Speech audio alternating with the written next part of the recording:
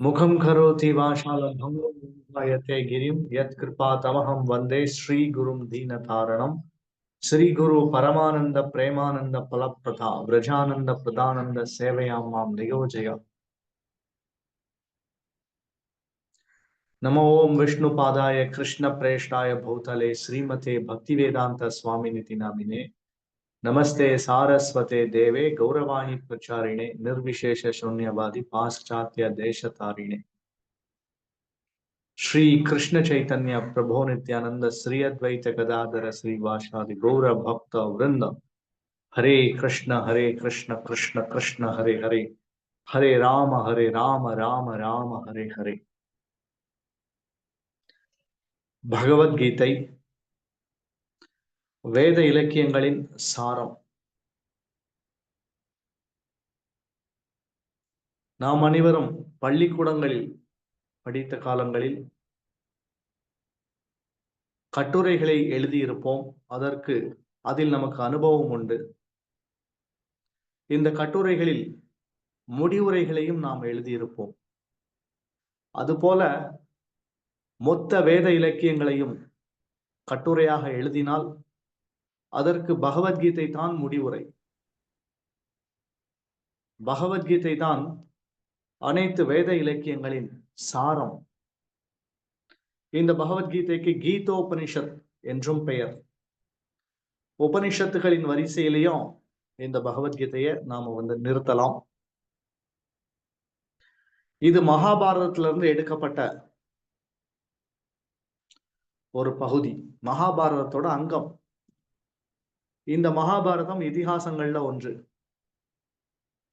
5000 வருஷத்துக்கு முன்னால இந்த பாரத நாட்டுல ஒரு மிகப்பெரிய சண்டை நடந்தது. அந்த சண்டையை அடிப்படையாக கொண்டு மையமாக கொண்டு ஒரு வரலாற்று தொகுப்பானது தொகுக்கப்படுகிறது. அந்த இலக்கியத்திற்கு பெயர்தான் மகாபாரதம். எதனால இதுக்கு மகாபாரதம்னு பேர் வந்தது? பரதன் என்ற சக்திமிக்க மன்னரால இந்த நாடு ஆளப்பட்டதுனால இந்த நாட்டுக்கு பாரத நாடுன்னு பேர் வந்தது. இந்த பரத மன்னருடைய வம்சாவளியை சார்ந்த அரச குலத்தவர்களுக்கு இடையில ஒரு பெரிய கலகம் ஏற்பட்டது. இந்த கலகம்தான் மகாபாரத யுத்தம். இது தர்ம யுத்தம். இந்த யுத்தம் 18 நாட்கள் தொடர்ச்சியாக நடந்தது. 18 நாட்கள்ல யுத்தமும் முடிஞ்சு போச்சு. தர்மமானது நிலைநாட்டப்பட்டது. நவீன கால யுத்தங்கள் தொடர்ந்து கொண்டே இருக்கும். காரணம், யாருமே தர்ம அடிப்படையில யுத்தம் செய்வது கிடையாது. ஆனா பழைய காலங்கள்ல அந்த மாதிரி கிடையாது. யுத்தத்துக்குன்னு ஒரு தர்மம் இருக்கு. அந்த விதிமுறைகளை அனுசரணை செஞ்சுதான் யுத்தம் செய்யணும். உதாரணத்துக்கு எத்தனையோ நியமங்கள் இருக்கு. நிராயுத பாணியை தாக்கக்கூடாது, பயந்து ஓடுபவனை தாக்கக்கூடாது, சரணடைந்தவனை தாக்கக்கூடாது, இடுப்பிற்கு கீழே ஆயுதத்தால் தாக்கக்கூடாது, இரவு நேரத்தில் யுத்தம் செய்யக்கூடாது, சமமான போர் வீரர்களுடன் தான் யுத்தம் செய்ய வேண்டும். இந்த மாதிரி எண்ணற்ற நியமங்கள் இருக்கு. அந்த அடிப்படையில தான் யுத்தங்களே பழைய காலங்கள்ல நடந்தது. ஆனா நவீன காலத்துல யுத்தங்கள் எதுவுமே இந்த மாதிரி நடக்கிறது கிடையாது. எல்லாமே அதர்ம வழியில நடக்கக்கூடிய யுத்தங்கள் தான். 5000 வருஷத்துக்கு முன்னால ஒரு மிகப்பெரிய யுத்தம் நடந்தது. இந்த யுத்தத்துல பெரிய அளவுல அழிவு ஏற்பட்டது. வரலாற்று ஆசிரியர்கள் இந்த மகாபாரத யுத்தத்துல 64 கோடி பேர் கொல்லப்பட்டிருக்கலாம்னு குறிப்பை எழுதி வைத்துள்ளார்கள். நவீன காலத்துல இந்த மகாபாரதம், ராமாயணம் போன்ற இதிகாசங்கள் அனைத்தையும் மக்கள் கற்பனைன்னு நினைக்கிறாங்க. அதுக்கு காரணம் ஆங்கிலேயர்களுடைய கல்வி முறை. ஆங்கிலேயர்கள் தன்னுடைய வாழ்க்கை எப்பொழுது செழுமையை அடைந்ததோ அந்த நிலையிலிருந்துதான் உலக வரலாற்றையே அவர்கள் எழுதுகிறார்கள். தான் எப்பொழுது அரசியல் பலம் பெற்றோம், தாம் எப்பொழுதிலிருந்து இவ்வுலகை ஆள ஆரம்பித்தோம், அதுல இருந்து வரலாற்றை எழுதி இதற்கு முந்தைய வரலாறுகள் அனைத்தையும் மறுத்து அதை ஒரு பாடத்திட்டமாக தொகுத்து நம்மை படிக்க வைக்கிறார்கள். அதனால்தான் நாம புராண இதிகாசங்களையே கற்பனைன்னு நினைக்கக்கூடிய அளவுக்கு நாம இழிவடைஞ்சிருக்கிறோம். இந்த ராமாயணம், மகாபாரதம் போன்ற இதிகாசங்கள் அனைத்தும் உண்மை என்பதற்கு என்ன சான்று? பொதுவா ராமாயணம், மகாபாரதம் இதெல்லாம் பழைய காலத்து பிராமணர்களுடைய செழுமையான மனக்கற்பனையில உதித்த கதைகள். கிருஷ்ணர், ராமர் போன்ற கதாபாத்திரங்கள் எல்லாம் பிராமணர்களுடைய கற்பனையில உதித்த கற்பனை கதாபாத்திரங்கள்னு நினைக்கிறாங்க. ஆனால் அது உண்மையல்ல. வேதங்களே நம்முடைய பிரமாணம். வேத கல்வியே உண்மையான அறிவு.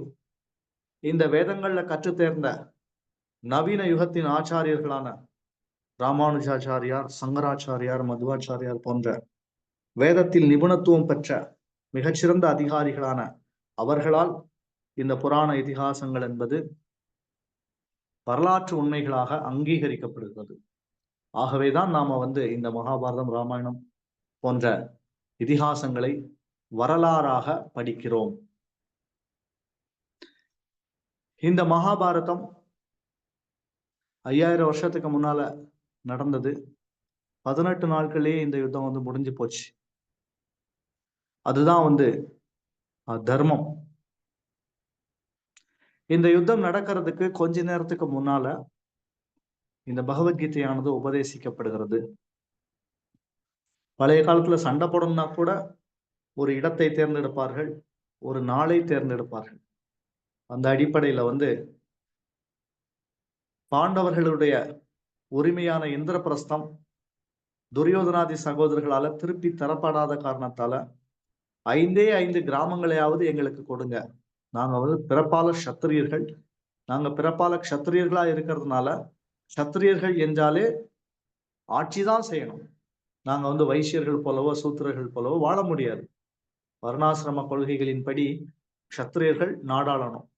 அந்த அடிப்படையில 5 பாண்டவர்களுக்கு 5 கிராமங்களையாவது கொடுங்கன்னு கேட்டும் கூட துரியோதனாதி சகோதரர்கள் மறுக்கவே, சரி பரவாயில்ல, நாம 2 பேரும் யுத்தம் செய்யலாம். மோக்ஷத ஏகாதசி அன்றைக்கு, அந்த நாள்ல உங்களுக்கு ஆதரவான படைகளோட குருக்ஷேத்திரத்துக்கு வந்து சேருங்க. பாண்டவர்களான நாங்களும் எங்களுக்கு ஆதரவான படையோட குருக்ஷேத்திரத்துக்கு வருகிறோம். அங்க 2 பேரும் துவந்த யுத்தம் செய்து துரியோதனாதி சகோதரர்களா, தார்த்தராஷ்டிரர்களா அல்லது பாண்டவர்களாங்கிறத நாம யுத்தத்துல பல பரீட்சை செய்து பார்த்து கொள்ளலாம். ஒரு குறிப்பிட்ட நாள்ல ஒரு குறிப்பிட்ட இடத்துல ஒன்று கூடினார்கள். இப்படி ஒன்று கூடிய தார்த்தராஷ்டிரர்களும் பாண்டவர்களும் 18 நாட்கள் தொடர்ச்சியாக யுத்தம் செய்தார்கள். இந்த யுத்தம் தான் மகாபாரத யுத்தம் என்று அறியப்படுகிறது. இந்த யுத்தம் ராமாயணத்தோடு ஒப்பிடப்படுகிறது. இந்த உலகத்துல 2 மகா யுத்தம் தான் நடந்திருக்கு சொல்ல போனா. ஒன்று ராமாயணம், மற்றொன்று மகாபாரதம். அதாவது நினைவிற்கு எட்டிய இந்த குறிப்பிட்ட காலகட்டத்துக்குள்ள இந்த 2 யுத்தமும் பெரிய யுத்தமாக கருதப்படுகிறது. அதனால்தான் இந்த 2 யுத்தத்தை மையமா வச்சு 2 இதிகாசங்கள் தொகுக்கப்படுகிறது. ராமாயணத்துல எத்தனை ராட்சசர்கள் கொல்லப்பட்டார்களோ அந்த எண்ணிக்கையில இந்த மகாபாரத யுத்தத்துல நிறைய பேர் கொல்லப்பட்டார்கள். அசுர சுபாவமுடைய அரச குலத்தவர்கள். இந்த யுத்தம் முதல் நாள் யுத்தம் நடைபெறதுக்கு கொஞ்ச நேரத்துக்கு முன்னாலதான், அதாவது ஒரு மணி நேரம் அல்லது 50 நிமிஷம் இந்த கீதையை கிருஷ்ணர் உபதேசித்திருக்கலான்னு சொல்லி வரலாற்று ஆசிரியர்கள் சொல்கிறார்கள். இந்த கீதை யுத்த காலத்துல உபதேசிக்கப்பட்ட ஒரு இலக்கியம். அதனால இந்த பகவத்கீதை என்பது ஒரு கொலை நூலா. இதுல கொல்வதற்கான உபதேசங்கள்லாம் கொடுக்கப்பட்டிருக்கிறதான்னு சொல்லி நாஸ்திகவாதிகள்லாம் கேள்வி கேட்பாங்க. இந்த பகவத்கீதை என்பது ஒரு வேத இலக்கியம். இதில் தத்துவங்கள் இடம்பெற்றுள்ளது. இதுல என்ன தத்துவங்கள் இருக்கு? அதாவது இந்த பகவத்கீதையில மொத்த வேதங்கள்லயும் சொல்லப்பட்ட வேதத்துடைய அங்கங்கள் அனைத்துமே யோகத்தின் படிக்கட்டுகளாக பகவானாலேயே விவரிக்கப்பட்டிருக்கிறது. பகவானால நேரடியாக இந்த உலகத்துல சொல்லப்பட்ட ஒரு இலக்கியம்னு உண்டென்றால் அது பகவத்கீதை தான். 700 ஸ்லோகங்கள் இருக்கு, 18 அத்தியாயங்கள் இருக்கு. நாம எல்லாருமே இந்த பகவத்கீதைங்கிற இந்த இலக்கியத்தையாவது முழுமையாக பல முறை படிக்கணும். பல முறை மீண்டும் மீண்டும் மீண்டும் மீண்டும் படிச்சா மட்டும்தான் இதுல உள்ள விஷயங்கள்லாம் ஆழமா நம்முடைய மனசுல பதியும். இந்த கீதை ரொம்ப முக்கியமானது. எப்படி ஏபிசிடி அக்ஷரம் எப்படி கல்விக்கு அடித்தளமோ, அது மாதிரி ஆன்மீக வாழ்க்கையுடைய அடித்தளமே பகவத்கீதை தான். அதனால முடிஞ்ச வரைக்கும் 700 ஸ்லோகங்களையும் நாம மனப்பாடம் செய்ய பழக வேண்டும். நம்மால முடியவில்லை என்றால் நம்முடைய அடுத்த தலைமுறையான நம்முடைய குழந்தைகளையாவது 700 ஸ்லோகங்களையும் மனனம் செய்வதற்கு நாம பயிற்றுவிக்க வேண்டும். பக்தி சித்தாந்த சரஸ்வதி தாக்கூர் நம்முடைய ஆச்சாரியார் 7 வயசுலேயே 700 ஸ்லோகங்களையும் மனனமாக சொல்லக்கூடிய அளவுக்கு திறன் படைத்தவராக இருந்தார். இந்த மாதிரி பகவத்கீதை ரொம்ப முக்கியமான ஒரு இலக்கியம். எல்லா வேதங்களையும் சாரமாக பிழிந்து பகவான் நமக்காக கொடுக்கிறார். இந்த கீதையின் 18 அத்தியாயங்கள்னு பார்க்கும்போது ஒவ்வொரு அத்தியாயங்கள்லயும் ஒரு குறிப்பிட்ட எண்ணிக்கையில ஸ்லோகம் இருக்கு. 700 ஸ்லோகங்கள்லயே இந்த வேதத்தின் சாரம் அனைத்தும் நமக்கு போதிக்கப்படுகிறது.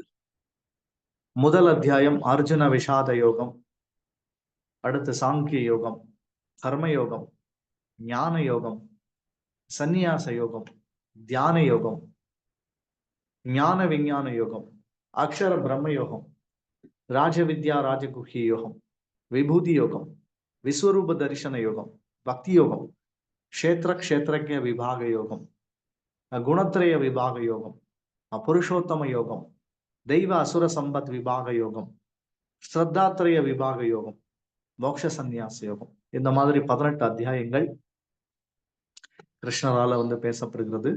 ஏறக்குறைய 2வது அத்தியாயத்துல இருந்துதான் கிருஷ்ணர் பேசுகிறார். முதல் அத்தியாயத்துல எல்லாமே அர்ஜுனனுடைய புலம்பல்கள் இருக்கு. அர்ஜுனனுடைய இந்த புலம்பல்களுக்கு தான் கிருஷ்ணர் இந்த 17 அத்தியாயங்கள்ல பதில் சொல்லி அர்ஜுனனை யுத்தம் செய்ய வைக்கிறார். நாம ஏற்கனவே படிச்சோம், பேசணும். யுத்தம், இந்த யுத்த காலத்துல பொதுவா ஏதாவது உபதேசம் செய்யப்பட்டதுன்னா சண்டையை நிறுத்துறதுக்காக தான் பொதுவா உபதேசம் செய்வாங்க. அதுதான் உலக வழக்கம். ஆனா இந்த உபதேசம் அதுக்கானது கிடையாது. அர்ஜுனனை யுத்தம் செய்ய வைக்கிறதுக்காக தான் கிருஷ்ணர் இந்த பகவத்கீதையே உபதேசம் செஞ்சார். அர்ஜுனன் மோகவசப்பட்டு நின்றுட்டு இருந்தான் யுத்த காலத்துல. தன்னுடைய உறவினர்களுக்கும் நண்பர்களுக்கும் நலன் விரும்பிகளுக்கும் சகோதரர்களுக்கும் எதிராக தான் யுத்தம் செய்யணுமா, ஆச்சாரியர் துரோணருக்கு எதிராக யுத்தம் செய்யணுமா, தாத்தா பீஷ்மருக்கு எதிராக யுத்தம் செய்யணுமா, இன்ன பிற உறவினர்களுக்கு எதிராக யுத்தம் செய்யணுமான்னு நினைத்தான். இவர்களை கொல்லணுமான்னு பயந்தான். அதனால உறவினர்கள் மேல உள்ள பாசத்தால மோகவசப்பட்டு அவனுக்கு யுத்தம் செய்ய விருப்பம் கிடையாது. ஆனா யுத்தம் செய்தாகணுமே, அது கிருஷ்ணருடைய விருப்பம். அதனால கிருஷ்ணர் இந்த பகவத்கீதைங்கிற உபதேசத்தை அர்ஜுனனுக்கு செய்தார். இந்த உபதேசங்களுக்கு பிறகு அர்ஜுனன் தன்னுடைய மோகத்திலிருந்து விடுபட்டதுனால யுத்தமானது ஆரம்பிச்சது. இந்த யுத்தத்துல தர்மமானது நிலைநாட்டப்பட்டது. ஆகவே இந்த மகாபாரத யுத்தத்துடைய மையமே இந்த பகவத்கீதை தான். அதாவது பகவத்கீதை உபதேசிக்கப்பட்டதனால்தான் இந்த யுத்தமே நிகழ்ந்தது. தர்மமானது நிலைநாட்டப்பட்டது. கிருஷ்ணருடைய இந்த உபதேசங்கள் மனித குலத்துல மிகச்சிறந்த ஒரு உபதேசமாக கருதப்படுகிறது. புராண இதிகாசங்கள்ல எத்தனையோ விவாதங்களும் உரையாடல்களும் இருக்கு. சில ரிஷிகளுக்கு இடையில நடக்கக்கூடிய விவாதங்கள், அரச குலத்தவர்களுக்கு இடையில நடக்கக்கூடிய விவாதங்கள், பிரம்மதேவர் இன்னொரு முனிவர் கிட்ட செய்த விவாதம், அல்லது சிவபெருமான் இன்னொரு முனிவர் கிட்ட செய்த விவாதம், அல்லது ஒரு ரிஷிக்கும் ஒரு அரசனுக்கும் இடையில நடந்த விவாதம், இந்த மாதிரி எண்ணற்ற விவாதங்கள் இருக்கலாம். ஆனாலும் கிருஷ்ணருக்கும் அர்ஜுனனுக்கும் இடையில உள்ள இந்த விவாதம் தான் எல்லா வேத இலக்கியங்கள்லையும் காண கிடைக்காத ஒரு ஒப்புயர்வற்ற விவாதம். எதோடையும் ஒப்பிட முடியாத அளவுக்கு கிருஷ்ணர் அர்ஜுனனுக்கு இடையில நடக்கக்கூடிய இந்த சம்பாஷணை ரொம்ப ரொம்ப முக்கியத்துவம் வாய்ந்த ஒரு விவாதமாக கருதப்படுகிறது. இந்த விவாதத்துல எல்லா விஷயங்களும் சாதாரணமான விஷயத்துல இருந்து முக்தி வரைக்கும் பேசப்படுகிறது. நாம இந்த உடல் கிடையாது, நம்ம அழிவற்ற ஆன்மாங்கிற தத்துவத்துல இருந்து ஆரம்பிச்சு எப்படி ஒரு ஜீவன் இந்த ஜட வாழ்க்கையிலிருந்து இம்மை வாழ்க்கையிலிருந்து முக்தி பெறணுங்கிற விஷயம் வரைக்கும் எல்லாமே பேசப்படுகிறது. வேதத்துல என்னென்ன விஷயங்கள்லாம் இருக்குதோ, என்னென்ன ஆன்மீக தத்துவங்கள்லாம், என்னென்ன அங்கங்கள்லாம் இருக்குதோ அத்தனையுமே பகவத்கீதையில பேசப்படுகிறது. இங்க எல்லா விஷயங்களும் விவாதிக்கப்படுறதுனால இந்த ஒரு இலக்கியத்தை கொண்டே நாம வேதத்துடைய சாரத்தை தெளிவாக புரிந்து கொள்ளலாம். ஒரு பானை சோற்றுக்கு ஒரு சோறு எப்படி பதமா இருக்குமோ, அது மாதிரி பகவத்கீதைங்கிற இந்த ஒரே ஒரு இலக்கியமே மொத்த வேதத்தின் சாரத்தையும் நமக்கு கற்றுக் கொடுக்கிறது. முதல் அத்தியாயம் அர்ஜுன விஷாத யோகம். இந்த முதல் ஸ்லோகத்தை, பகவத்கீதையில முதல் ஸ்லோகத்தை சொல்பவர் திருதராஷ்டிரர். யாராவது வாசிக்க முடியுமா முதல் ஸ்லோகம்? हरे कृष्ण। धृतराष्ट्र उवाच धर्मक्षेत्रे गुरुक्षेत्रे समवेद युतस्वा ममाह पाण्डवस्य सैव किम् अकुर्वत सच्चा. எல்லாரும் நல்ல சம்ஸ்கிருத மொழியை கற்றுக்கொள்ளணும் தயவு செய்து. அப்பதான் தெளிவா நம்மால ஸ்லோகங்களை கற்றுக்கொள்ள முடியும், சொல்ல முடியும். தர்மக்ஷேத்ரே குருக்ஷேத்ரே சமவேதா யுகுத்சவா மாமகா பாண்டவாஸ்சைவ கிம் அகுர்வத சஞ்சயா. குருக்ஷேத்திர யுத்தம், இந்த யுத்த களத்துலதான் பகவத்கீதையானது போதிக்கப்படுகிறது. ஆனா திருதராஷ்டிரர் எங்க இருக்கிறார்? ஏன் பகவத்கீதையில அவர் பேச்சு, அவருடைய குரலானது முதல் ஸ்லோகமா சொல்லப்படுகிறது? யுத்தம் நடந்தது குருக்ஷேத்திரத்துல. குருக்ஷேத்திரம் இருக்கிறது ஹரியானா மாநிலத்துல. ஆனா திருதராஷ்டிரர் இங்க இருக்கிறதோ ஹஸ்தினாபுரத்துல, அதாவது பழைய டெல்லி நகரம். 200 கிலோமீட்டருக்கு இடையில இடைவெளி இருக்கு. கிருஷ்ணர் பகவத்கீதையை சொல்வது குருக்ஷேத்திரத்துல. எப்படி திருதராஷ்டிரர் இங்க வந்தார்? இதுதான் கேள்வி. ஹஸ்தினாபுரத்துல தன்னுடைய அரண்மனையில இருந்தபடியே தன்னுடைய அந்தரங்க காரியதர்சியான சஞ்சயன் கிட்ட திருதராஷ்டிரர் கேட்கிறார், தர்மக்ஷேத்ரே குருக்ஷேத்ரே சமவேதா யுயுத்சவா மாமகா பாண்டவாஸ்சைவ கிம் அகுர்வத சஞ்சயா. என்னுடைய மகன்களும் என்னுடைய தம்பியான பாண்டுவின் மகன்களும் குருக்ஷேத்திரத்துல யுத்தம் செய்யறதுக்காக ஒன்று கூடினார்களே, என்ன ஆச்சு? இதுதான் பகவத்கீதையோட முதல் ஸ்லோகம். சஞ்சயன் அதுக்கு பதில் சொல்லியிருக்கலாம். ஓ அரசே, நீங்கள் இருப்பதும் ஹஸ்தினாபுரத்துலதான், நான் இருப்பதும் ஹஸ்தினாபுரத்துலதான். யுத்தம் நடக்கிறதோ குருக்ஷேத்திரத்துல, எனக்கு எப்படி தெரியும் அப்படின்னு சஞ்சயன் சொல்லல. அதுக்கு மாறா யுத்த காலத்துல என்னென்ன விஷயங்கள்லாம் நடந்ததோ அதை அடுத்தடுத்து சம்பவம் நடக்கும் போதே உடனடியாக அங்கு நடக்கக்கூடிய விஷயங்களை தன்னுடைய எஜமானான திருதராஷ்டிரன் கிட்ட சஞ்சயன் சொல்கிறான். இதுக்கு என்ன காரணம்? சஞ்சயனுக்கு ஒரு யோக சக்தி இருந்தது. இந்த யோக சக்தி சஞ்சயனுடைய ஆன்மீக குருவான வேத வியாசரால ஆசீர்வாதமாக சஞ்சயனுக்கு கொடுக்கப்பட்டிருந்தது. அதனால தூரத்துல நடக்கக்கூடிய விஷயங்களை இங்கிருந்தே பார்த்து அதை தெரிந்து கொள்ளக்கூடிய அளவுக்கு விசேஷ சக்தியை பெற்றிருந்தால் சஞ்சயன் என்ற திருதராஷ்டிரனுடைய சேவகன். சில நேரங்கள்ல பக்தர்களே பக்தி இல்லாத ஒரு எஜமான் கிட்ட வேலை செய்யற மாதிரி சூழ்நிலை வரலாம். அந்த மாதிரி ஒரு நிலை வரலாம். ஜட உலகத்துல எது வேணாலும் நடக்கலாம். சில நேரங்கள்ல பக்தர்கள் எஜமானர்களா இருப்பார்கள், பக்தர்கள் அல்லாதவர்கள் சேவகர்களா இருப்பார்கள். சில நேரங்கள்ல அபக்தர்கள் எஜமானர்களாக இருக்கலாம், பக்தர்கள் சேவகர்களா இருக்கலாம். சில நேரங்கள்ல எஜமானர்கள் நாசிகவாதிகளாக கூட இருக்கலாம். ஆனா பக்தர்கள் அவர்களுடைய சேவகர்களாக கூட இருக்கலாம். ஜட உலகத்துல எந்த மாதிரியான சூழ்நிலையும் ஏற்படலாம். சஞ்சயன் சிறந்த பக்தன் இருந்தாலும் கூட திருதராஷ்டிரருடைய சேவகனாகத்தான் இருந்தான். அவனுக்கு ஒரு விசேஷ சக்தி இருந்தது. தூரத்துல நடக்கக்கூடிய விஷயங்களை இங்கிருந்தே காண முடியும். தூரத்துல இருந்தே காண முடியும். தூர தர்ஷனம்.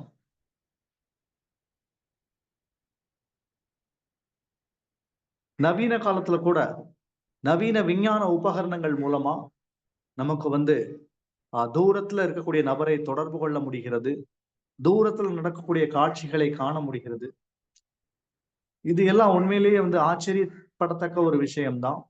அதே நேரத்துல இது மேல நாம மயக்கம் கொள்ளக்கூடாது.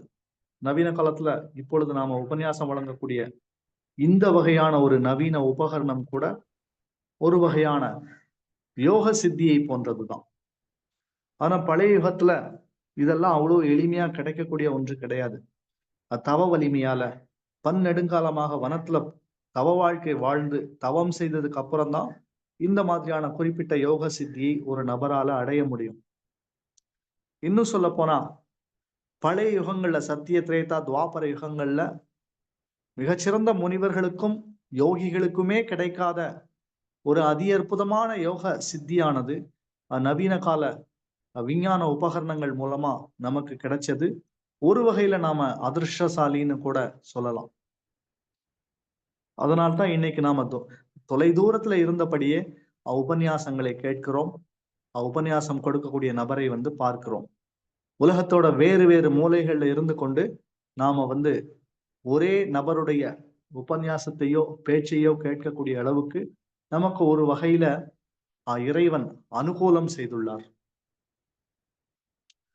சஞ்சயனுக்கு ஒரு விசேஷமான சக்தி இருந்தது. அது வேத வியாசருடைய ஆசீர்வாதத்தால அவனுக்கு கிடைத்திருந்தது. அதனால தூரத்துல நடக்கக்கூடிய விஷயங்களை அவனால காண முடிந்தது. 200 கிலோமீட்டருக்கு அந்த புறம் இருக்கக்கூடிய குருக்ஷேத்திரத்துல நடக்கக்கூடிய விஷயங்களை சஞ்சயனால பார்க்க முடிந்தது. இது தெரியும். தன்னுடைய சேவகனுக்கு இப்படி ஒரு விசேஷ சக்தி இருக்குங்கிறது திருதராஷ்டிரனுக்கு தெரியும். அப்படி தெரிஞ்சதுனாலதான், ஓ சஞ்சயா, உன்னுடைய யோக சக்தியை பயன்படுத்தி குருக்ஷேத்திர யுத்தத்துல அந்த யுத்த காலத்துல என்ன நடக்குதுங்கிறத எனக்கு கொஞ்சம் அப்பப்போ சொன்னா என்னுடைய மகனுடைய நிலைமையை நான் உணர்ந்து நான் அமைதி அடைவேன், அல்லது நான் நிம்மதியாக இருப்பேன். அதனால தயவு செய்து நீ சொல்ல, குருக்ஷேத்திர பூமியில என்னதான் நடக்குதுன்னு. என்னுடைய மகன்களும் பாண்டுடைய மகன்களும் யுத்தம் செய்வதற்காக ஒன்று கூடினார்களே, அவங்க என்ன செஞ்சாங்க? இந்த கேள்வியில நிறைய அர்த்தங்கள் இருக்கு. எதனால இந்த மாதிரி ஒரு கேள்வியை கேட்டார்? யுத்த காலத்துக்கு போன நபர்கள் யுத்தம் தான் செய்வாங்க. இப்படி ஒரு கேள்வியே அர்த்தம் இல்லாம இருக்குதுன்னு நாம நினைக்கலாம், என்ன செஞ்சாங்கன்னு. ஆனா அதுல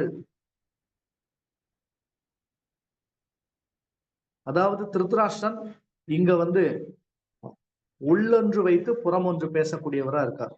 உள்ளுக்குள்ள அவருக்கு வேறொரு எண்ணம் இருக்கு, ஆனா அவருடைய வார்த்தையில அது வெளிப்படல, மறைச்சு பேசுறார்.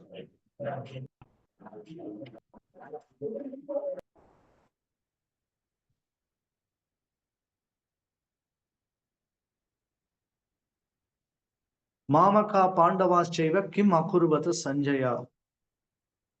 மாமகாக என்னுடையவர்கள், என்னுடைய புதல்வர்கள். பாண்டவாச்சைவா பாண்டவர்கள், அதாவது பாண்டுவுடைய மகன்கள். பகவத்கீதையில பயன்படுத்தப்படக்கூடிய வார்த்தைகளை நாம சரியான முறையில புரிந்து கொள்ளணும். பழைய காலத்துல ஒரு வழக்கம் இருந்தது, தந்தையுடைய பெயரை சொல்லியே மகன்களை அல்லது மகள்களை அழைப்பார்கள். அந்த அடிப்படையில பார்க்கும்போது பாண்டுவுடைய புதல்வர்கள் பாண்டவர்கள், திருதராஷ்டிரனுடைய புதல்வர்கள் தார்த்த ராஷ்டிரர்கள். இந்த தார்த்த ராஷ்டிரர்களும் பாண்டவர்களுக்கும் பொதுவான ஒரு பேர் இருக்கு, கௌரவர்கள். பொதுவா கௌரவர்கள் அப்படின்னா மக்கள் நினைப்பாங்க துரியோதனாதி சகோதரர்கள் தான் கௌரவர்கள் அப்படின்னு நினைப்பாங்க.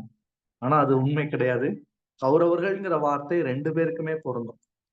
கௌரவங்கிற வார்த்தை எதுல இருந்து வருகிறது என்றால், குருங்கிற ஒரு ராஜாவுடைய வம்சாவளியை சார்ந்தவர்கள் தான் இந்த கௌரவர்கள். குரு, KURU, GURU கிடையாது, KURU, குரு. பழைய காலத்துல குருன்னு ஒரு ராஜா இருந்தார். அவர் ஏராளமாக யாக யஜ்ஞங்களை செய்து சொர்க்கலோகவாசிகளே மெய்சில் இருக்கக்கூடிய அளவுக்கு, புகழக்கூடிய அளவுக்கு இந்த பூமியில ஒரு இடம் இருந்தது. அந்த இடம்தான் அந்த குருங்கிற ராஜா ஏராளமான யாகம் செஞ்சு புனிதமடைந்திருந்த ஒரு நகரமான குருக்ஷேத்திரம். இந்த குருக்ஷேத்திரத்துல குருவுடைய வம்சாவளியை சார்ந்த கௌரவர்கள் இன்னைக்கு இந்த குருக்ஷேத்திர பூமியில ஒருத்தருக்கு ஒருத்தர் கொல்வதற்காக யுத்தம் செய்யணுங்கிற நோக்கத்துல நிற்கிறார்கள். மொத்த கௌரவ குலமுமே அழியிற மாதிரி ஒரு சூழ்நிலை குருக்ஷேத்திரத்திலேயே அந்த நிலைமை ஏற்படுகிறது. இந்த கௌரவங்கிற வார்த்தை 2 பேருக்குமே பொருந்தும். இன்னும் பகவத்கீதையில இன்னும் நிறைய வார்த்தைகள் இருக்கு. திரௌபதேயர்கள், திரௌபதியுடைய மகன்கள், சௌபத்ரன், அபிமன்யு, இந்த மாதிரியான வார்த்தைகள் எல்லாம் குறிப்பிட்ட நபருடைய புதல்வர்கள்ங்கிறத நாம புரிந்து கொள்ளணும். இந்த மாதிரி கௌரவர்களான தார்த்தராஷ்டிரர்களும் பாண்டுவுடைய மகன்களும் யுத்தம் செய்யறதுக்காக குருக்ஷேத்திர பூமியில ஒன்று கூடி இருக்கிறார்கள். யுத்தம் செய்யறதுக்காக ஒன்று கூடிய நபர்கள் யுத்தம் தான் செய்வாங்க. அதுல என்ன அப்படி ஒரு கேள்விக்கு அவசியம் இருக்கு? அதுக்கு காரணம் இருக்கு. இந்த குருக்ஷேத்திரம்ங்கிறது ஒரு புண்ணிய பூமி. இந்த குருக்ஷேத்திர பூமியில நாம கால் வச்சோம்னா, கால் வச்ச உடனேயே நமக்கு தர்ம சிந்தனை வரும். ஒரு புண்ணிய கஷேத்திரத்தோட மகிமையே அதுதான். ஒரு கஷேத்திரத்துக்குள்ள நாம நுழைஞ்சாலே அந்த கஷேத்திர மகிமையே என்னன்னா, நாம அதுல கால் வச்ச உடனேயே நமக்கு அதர்ம எண்ணங்கள் எல்லாம் அழிஞ்சு போய் தர்ம சிந்தனை உருவாகும். அதுதான் கஷேத்திரத்தோட மகிமை. தர்மக்ஷயா திராயத்தே இது தர்மக்ஷேத்திரம் என்று ஆளவந்தார் சொல்கிறார். தர்மக்ஷேத்திரத்துக்கு டெபினிஷன், வரையறை. தர்மக்ஷயா திராயத்தே இது தர்மக்ஷேத்திரம்.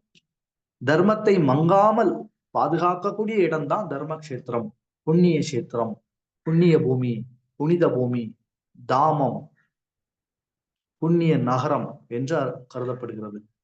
இந்த குருக்ஷேத்திரத்துல கால் வச்ச உடனேயே ஒருவேளை தர்ம சிந்தனையுடைய என்னுடைய தம்பியான பாண்டுவின் மகனான யுதிஷ்டிரர் யுத்தத்தை கைவிடுவதற்கும் வாய்ப்பு இருக்கு. சண்டை வேண்டான்னு முடிவு எடுக்கிறதுக்கும் வாய்ப்பு இருக்கு. காரணம், அது குருக்ஷேத்திரம், புண்ணியத்தலம். புண்ணியத்தலத்தோட மகிமையால புண்ணியவானான யுதிஷ்டிரர் அந்த மாதிரி கூட முடிவெடுக்கலாம். அதே நேரத்துல அர்ஜுனனுக்கு தேர் ஓட்டுறதுக்காக அங்க கிருஷ்ணர் போயிருக்கார். அதனால கிருஷ்ணர் யுதிஷ்டிரரை இந்த மாதிரி மனமாற்றம் செஞ்சு யுத்தம் செய்ய வைக்கலாம். யுதிஷ்டிரன் தன்னுடைய நல்ல எண்ணத்தால யுத்தத்தை கைவிடுறதுக்கும் வாய்ப்பு இருக்கு. அப்படி கைவிட்டாலும் யுத்தத்துல இருந்து பின்வாங்க கூடாதுன்னு சொல்லி கிருஷ்ணர் அவருக்கு உபதேசிக்கிறதுக்கும் வாய்ப்பு இருக்கு. அதனால அங்க சண்டை நடந்திருக்கலாம், சண்டை நடக்காம கூட இருக்கலாம். அந்த எண்ணத்துலதான் குருக்ஷேத்திரத்துல என்ன நடந்ததுன்னு திருதராஷ்டிரன் இங்க கேள்வி கேட்கிறார்.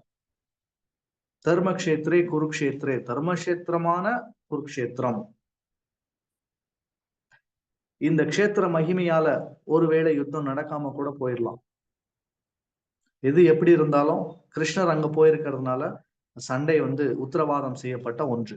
அதனால என்ன ஆட்சின்னு சொல்லி திருதராஷ்டிரன் பதற்றத்தோட தன்னுடைய சேவகனான சஞ்சயன் கிட்ட கேள்வி கேட்கின்றார். தர்மக்ஷேத்ரே குருக்ஷேத்ரே சமவேதா யுகுத்சவா மாமகா பாண்டவாஷ்டைவ கிம் அகுர்வத சஞ்சயா. இதுதான் பகவத்கீதையுடைய முதல் ஸ்லோகம். அடுத்த ஸ்லோகம் யாராவது வாசிக்க முடியுமா? காயத்ரி மதுமயி தேவிதாசி மாதாஜி, 2வது ஸ்லோகம் வாசிக்கிறீங்களா? ஹரே கிருஷ்ண பிரபு, நான் வாசிக்கவா பிரபு? யாராவது கீதா மாதாஜி வாசிங்க.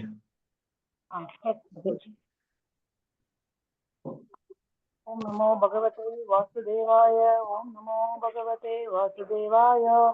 ओम नमो भगवते वासुदेवाय। இந்த மாதிரி ஸ்லோகத்துல இல்லையே. Yes, Prabhu. ஹரே கிருஷ்ணா. இரண்டாவது ஸ்லோகம் வாசிங்க.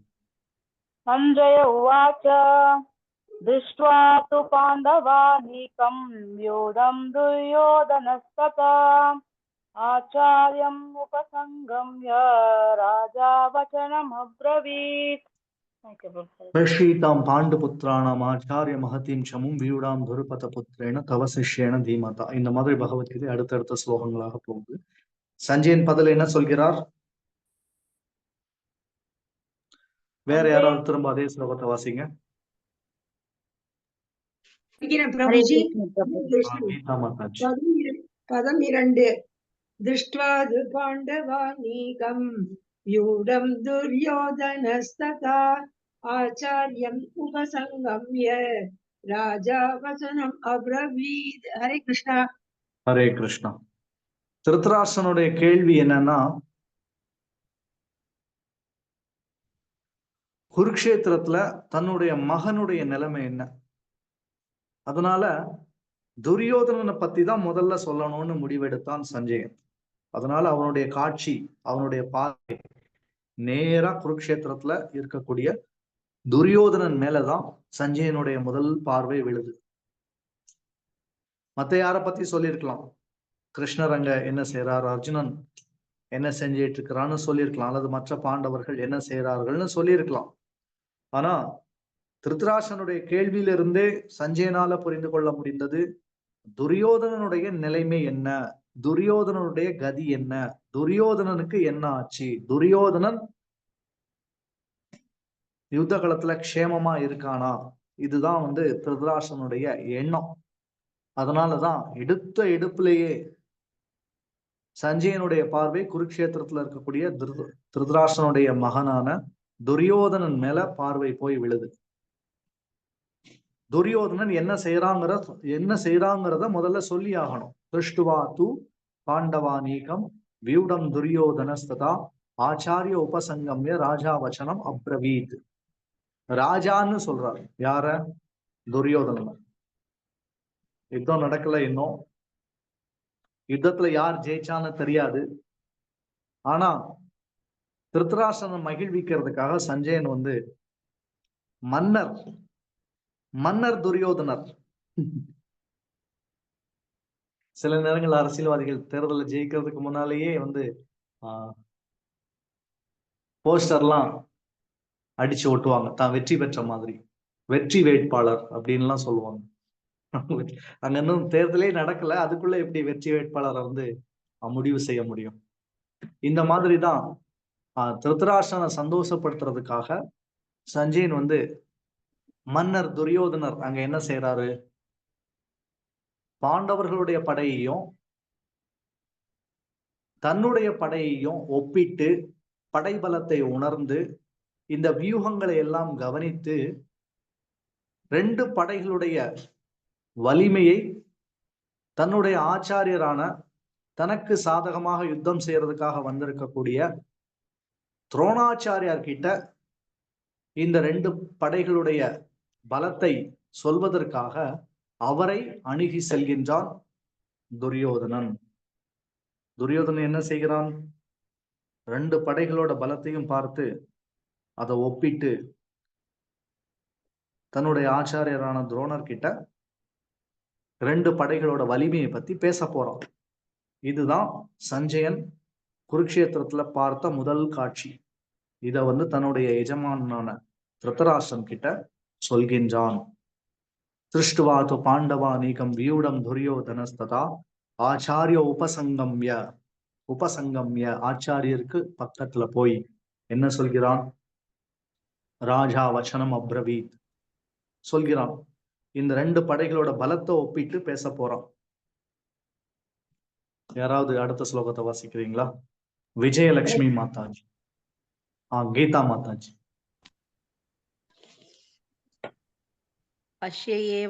பஷ்யேதாம் பாண்டுபுத்திராணாம் ஆச்சாரிய மகதீம் சமோம் வியூடாம் தத் துருபதபுத்திரேன द्रुपदपुत्रेण दवशिष्येन धीमता மனப்பாடமா எல்லாரும் தெரிஞ்சிருக்கணும். எல்லா ஸ்லோகமும் முக்கியமானதுதான். பகவத்கீதையில 700 ஸ்லோகமும் முக்கியமானதுதான்.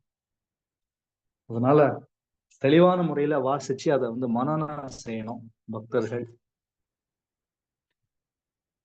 திருஷ்டுவாது பாண்டவானிகம் வியூடம் துரியோதனஸ்ததா ஆச்சாரிய உபசங்கம்ய ராஜா வசனம் அப்ரவீத் பஷ்யீதாம் பாண்டு புத்திராணம் ஆச்சாரிய மகதீம் சமும் வியூடாம் துருபத புத்திரேன தவ சிஷ்யேன தீமதா. இந்த குருக்ஷேத்திர பூமிக்கு 2 தரப்புல நின்று கொண்டு இந்த குருக்ஷேத்திர பூமியில யுத்தம் செய்ய போகிறார்கள். இந்த 2 படைக்கும் சேனாதிபதி யாரு?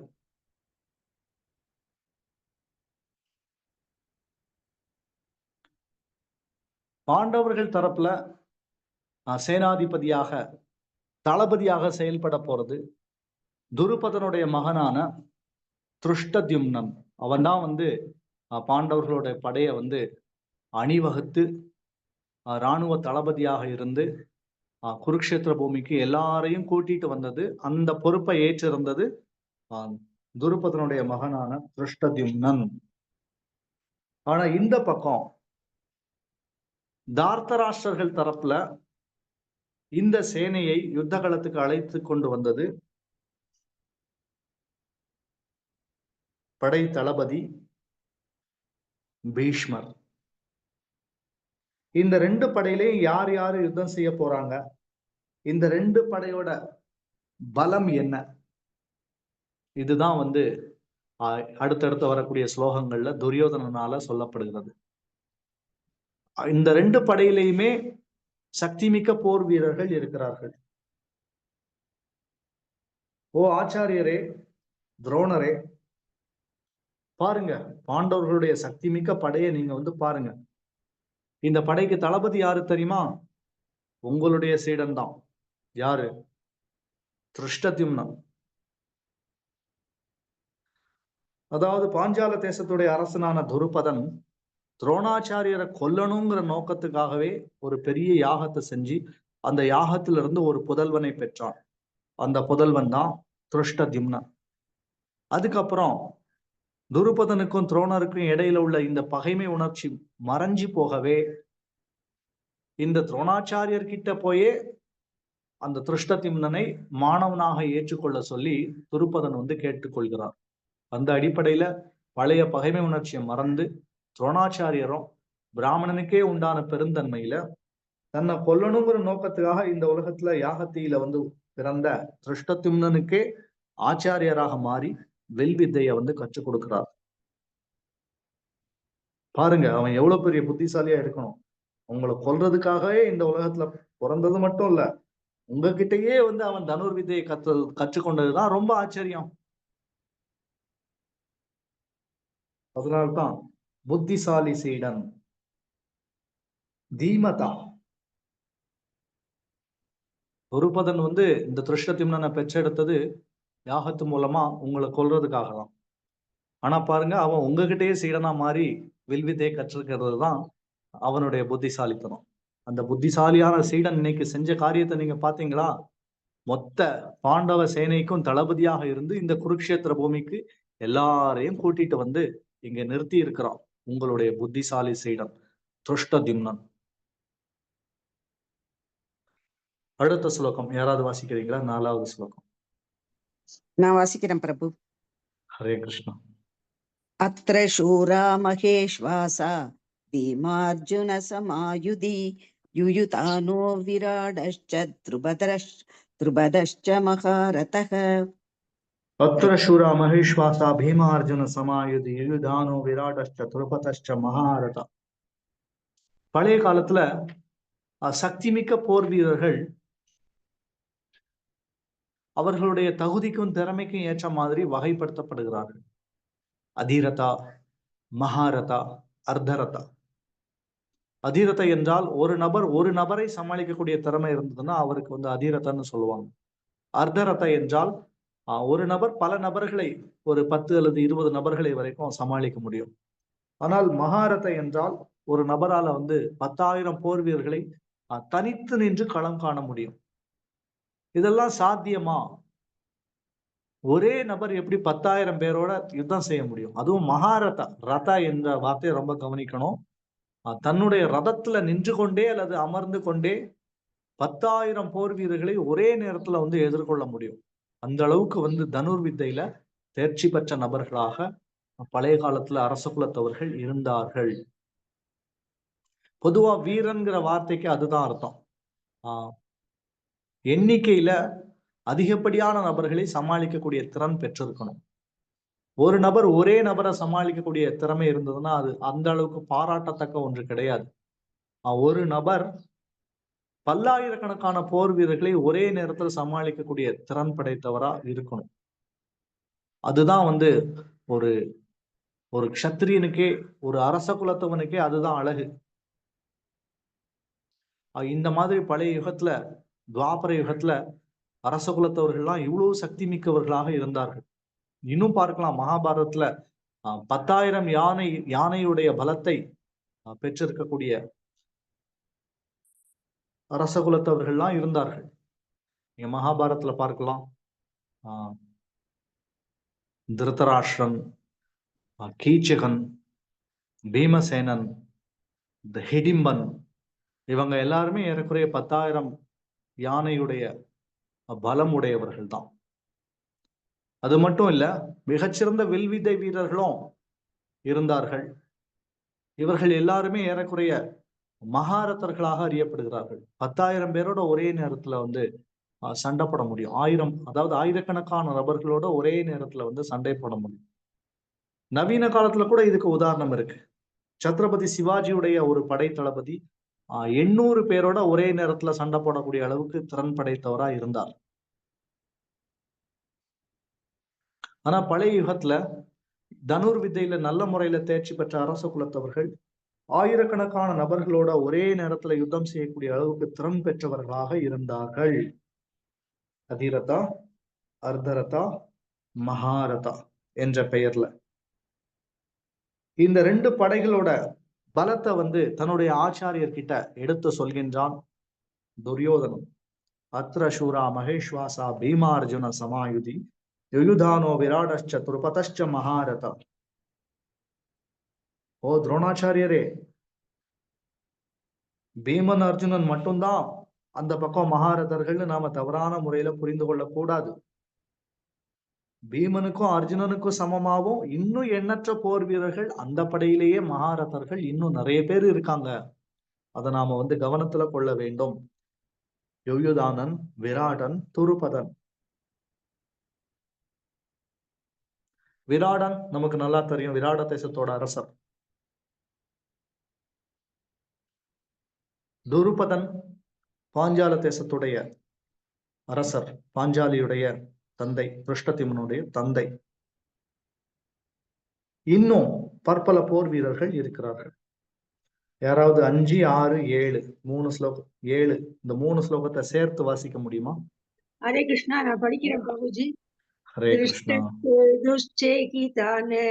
காஷிராஜஸ்ச வீரியவான் குருஜிஸ்குந்திபோஜஸ்ச ஷைவ்யஸ்ச நரபுங்கவஹ பதமாறு யுதா மன்யுஸ்ச விக்ராந்த உத்தமௌஜாஸ்ச வீரியவான் சௌபத்ரோ திரௌபதேயாஸ்ச சர்வ ஏவ மகாரதாः.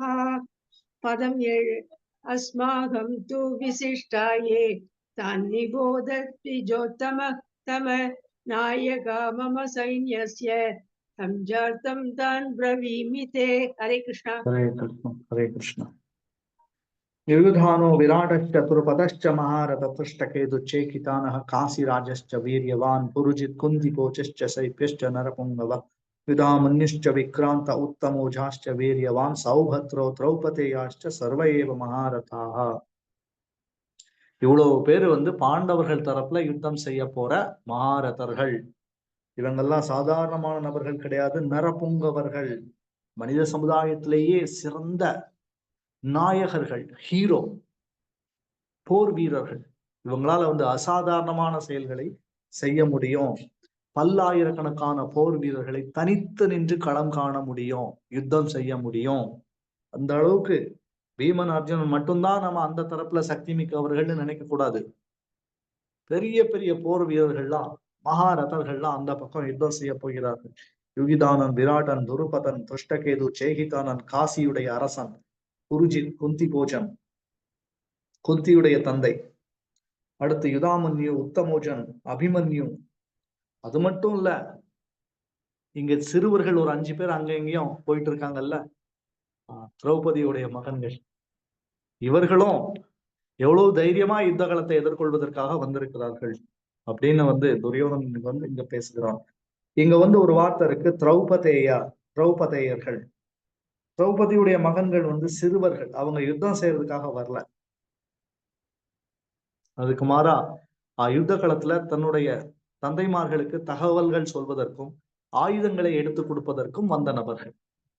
அவங்களையும் வந்து துரியோதனன் வந்து இங்க குறிப்பிட்டு சொல்கிறான். பாருங்க இந்த சிறுவர்கள் வந்து எவ்வளவு பயமே இல்லாம, கொஞ்சம் கூட பயமே இல்லாம இந்த யுத்த களத்துக்கு தன்னுடைய தந்தைமார்களுக்கு உதவுவதற்காக, ஆயுதங்களை எடுத்து கொடுப்பதற்காக வந்திருக்கிறார்கள்ங்கிறத துரியோதனன் வந்து இங்க சொல்ல வருகின்றான். இவ்வளவு சக்தி மிக்க நபர்கள் எல்லாம் பாண்டவர்கள் தரப்புல யுத்தம் செய்ய போகிறார்கள். இதுல யுயுதானன் ஒரு பேர் இருக்கு. அடுத்து யுதாமன்யுன்னு ஒரு நபர் ஒரு பேர் இருக்கு. இன்னொரு இடத்துல வந்து யுயுத்சவன்னு, அது வந்து யுத்தம் சம்பந்தமான ஒரு வார்த்தை. ஆனா யுயுத்சுன்னு ஒரு போர் வீரன் இருந்தான். ஆனா அவன் வந்து துரியோதனன் சார்பா யுத்தம் செஞ்சான். அவனையும் இந்த யுதாமன்யு அடுத்தபடியா வந்து யுயுதானனோட நாம வந்து குழப்பிக் கொள்ளக்கூடாது. திருத்தராஷ்டிரனுக்கும் திருத்தராஷ்டிரனுடைய ஒரு வைசிய மனைவிக்கும் பிறந்தவன் வந்து யுயுத்சு. அந்த யுயுத்சுங்கிற நபரும் துரியோதனன் சார்பா யுத்தம் செய்யறதுக்காக வந்திருக்கிறான். அவன் அந்த யுயுத்சு இவையும் இந்த யுதாமன்யுவையும் நாம வந்து குழப்பிக் கொள்ளக்கூடாது. பாண்டவர்கள் தரப்புல யுயுதானன், விராடன், துருபதன், துஷ்டகேது, சேகிதானன், காசியுடைய அரசர் பேர் குறிப்பிட்டு சொல்லப்படல. அடுத்து புருஜித், குந்தி போஜன், குந்தியுடைய தந்தை, அதாவது பாண்டவர்களுடைய தாத்தா, ஷைபியன், அபிமன்யு, உத்தமோஜன், யுதாமன்யு. அடுத்து உப பாண்டவர்கள். பாண்டவர்கள்ங்கிறது பாண்டுவுடைய மகன்களை குறிக்கும். உப பாண்டவர்கள் என்பது பாண்டவர்கள் மூலமாக திரௌபதிக்கு பிறந்த 5 புதல்வர்களை உப பாண்டவர்கள் என்று நாம வந்து சொல்வோம் மகாபாரதத்துல. இவங்க எல்லாரும் பாண்டவர்கள் தரப்புல யுத்தம் செய்வதற்காக வந்துள்ளார்கள். இவங்கெல்லாம் சாதாரணமான நபர்கள் கிடையாது.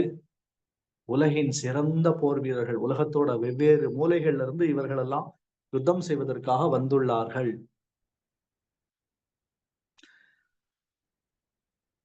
இவர்கள்தான் பழைய காலத்துல அரச குலத்தவர்கள். அரசர்களால மட்டும்தான் இந்த பூமியில வந்து தர்மத்தை நிலைநாட்ட முடியும். தன்னுடைய நாட்டு மக்களுக்காகவும், நாட்டு மக்களின் நலனுக்காகவும் தன்னுடைய சொந்த உயிரையே வந்து யுத்த களத்துல தியாகம் செய்யக்கூடிய நபர்கள் தான் சத்திரியர்கள், போர் வீரர்கள், நாயகர்கள். அரசாட்சி தான் சிறந்த அரசியல் தத்துவம். அரசர்களால மட்டும்தான் தர்மப்படி ஆட்சியை கொடுக்க முடியும் மக்களுக்கு. இந்த மாதிரி சிறந்த போர் வீரர்கள் எல்லாரும் பாண்டவர்கள் தரப்புலையும் தார்த்தராஷ்டிரர்கள் தரப்புலையும் யுத்தம் செய்வதற்காக ஒன்று கூடியிருக்கிறார்கள். அதுக்கப்புறம் அஸ்மாக்கம் து விசிஷ்டாயே தான் நிபோதத் விஜோத்தம நாயகா மம சைன்யஸ்ய சம்யார்த்தம் தான் பிரவீமிதே. நம்முடைய தரப்புல யார் யார் யுத்தம் செய்ய போறாங்கிற விஷயத்தையும் நீங்கள் தெரிந்து கொள்ள வேண்டும்.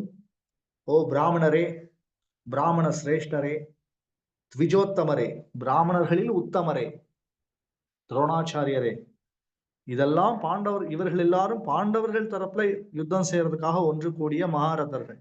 இப்பொழுது நம் தரப்புல யார் யாரெல்லாம் யுத்தம் செய்ய போறாங்கிற விஷயத்த நான் உங்களுக்கு சொல்ல போகிறேன், கேளுங்கள். யாராவது வாசிக்கிறீங்களா? 8வது ஸ்லோகம். அடுத்து நான் 8வது வாசிக்கிறேன். ஸ்லோகம். ஹரே கிருஷ்ணா ஹரே பிரபு, நான் வாசிக்கிறேன் பிரபு. ஹரே கிருஷ்ணா. ஸ்லோகம் 8. பகவான் பீஷ்மஸ்ய கர்ணஸ்ய கிருபஸ்ய சமிதம் ஜயக अश्वत्थामा विकर्णश्च सौमदत्तिस्तथैव च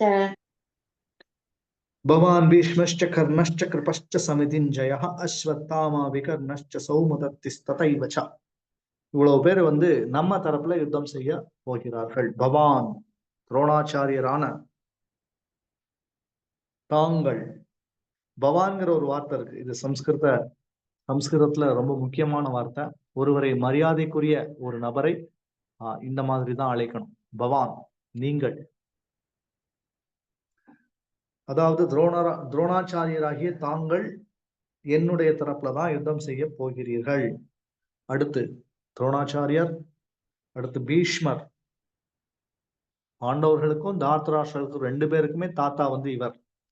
பீஷ்மர் யார் தரப்புல யுத்தம் செய்ய போறார்? அவரும் என்னுடைய தரப்புல தான் யுத்தம் செய்ய போகிறார். அடுத்து கர்ணன். கர்ணன் மேல வந்து அவ்வளவு நம்பிக்கை துரியோதனனுக்கு. அதனால்தான் துரோணாச்சாரியார் பேரை சொல்லிட்டு அடுத்து பீஷ்மருடைய பேரை சொன்னதுக்கு அப்புறம் அடுத்தபடியாக உடனடியாக சொல்லக்கூடிய ஒரு வார்த்தை வந்து கர்ணன். அடுத்து கிருபாச்சாரியார். கிருபாச்சாரியரும் சண்டை பட வந்திருக்கார். அதுதான் இங்க வேடிக்கை. இன்னும் கிருபாச்சாரியர் வந்து குலகுரு, பிராமணர். அவரும் வந்து துரோணாச்சாரியார் மாதிரி இங்க வந்து போர்க்கவசங்கள் எல்லாம் மாட்டிட்டு யுத்தம் செய்ய வந்திருக்கார். இந்த கிருபாச்சாரியார் வந்து சிரஞ்சீவிகள்ல ஒருத்தர். அவர் இன்னும் கூட உயிரோட இருக்கார் இந்த பூமியில. இந்த பூமியில வந்து 7 சிரஞ்சீவிகள் இருக்காங்கன்னு நம்ம ஏற்கனவே படிச்சிருக்கோம். அதுல ஒருத்தர் தான் இந்த கிருபாச்சாரியார். இந்த கிருபாச்சாரியார் முதல் நாள் யுத்தத்துக்கு வந்தார். ஆனா யுத்தத்துக்கான சடங்குகளை செஞ்சு முடிச்சுட்டு அவர் வீட்டுக்கு போயிட்டார். அவர் யுத்தம் செய்யல. ஆனாலும் கூட ஒருவேளை தான் சார்பா யுத்தம் செய்வாரோ தான் மேல உள்ள பாசத்துல அப்படின்னு வந்து ஒரு நப்பாசையில துரியோதனன் வந்து கிருபாச்சாரியரையும் சேர்த்துக்கிட்டான். இந்த கிருபாச்சாரியருடைய தங்கை தான் கிருபி. இந்த கிருபி திருமணம் செய்தவர் தான் துரோணாச்சாரியார். இந்த துரோணாச்சாரியருடைய மகன் தான் அஸ்வத்தாமன். இந்த கிருபாச்சாரியார் குருகுலத்தை சார்ந்தவர்களுக்கு புரோகித சடங்குகளை செய்யக்கூடிய குலகுரு. இவர் யுத்தம் செய்ய வரல.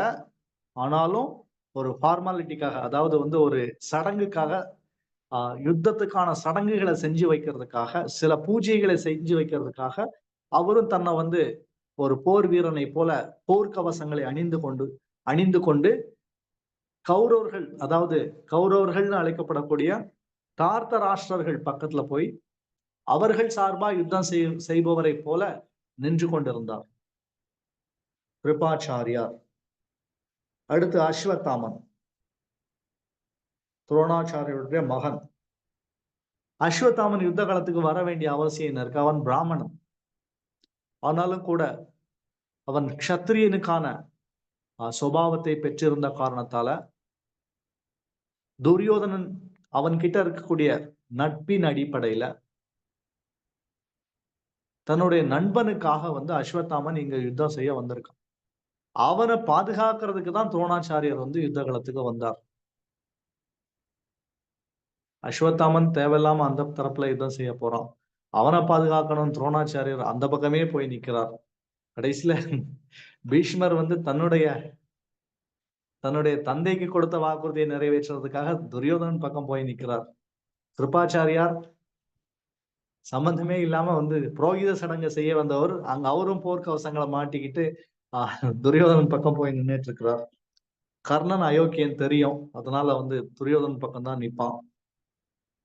அதனால வந்து துரியோதனால சொல்லப்பட்ட இந்த நபர்கள் எல்லாருமே ஏறக்குறைய ஒரு மாறுபட்ட நிலையில யுத்தம் செய்யறதுக்காக துரியோதனன் பக்கம் நின்று கொண்டு இருக்கிறார்கள். அடுத்தபடியா அஸ்வத்தாமனுக்கு அப்புறம் விகர்ணன். இந்த விகர்ணன் மட்டும்தான் திரௌபதி ராஜ்யசபையில அவமானப்படுத்தப்பட்ட போது தட்டி கேட்டது இவன் மட்டும்தான்.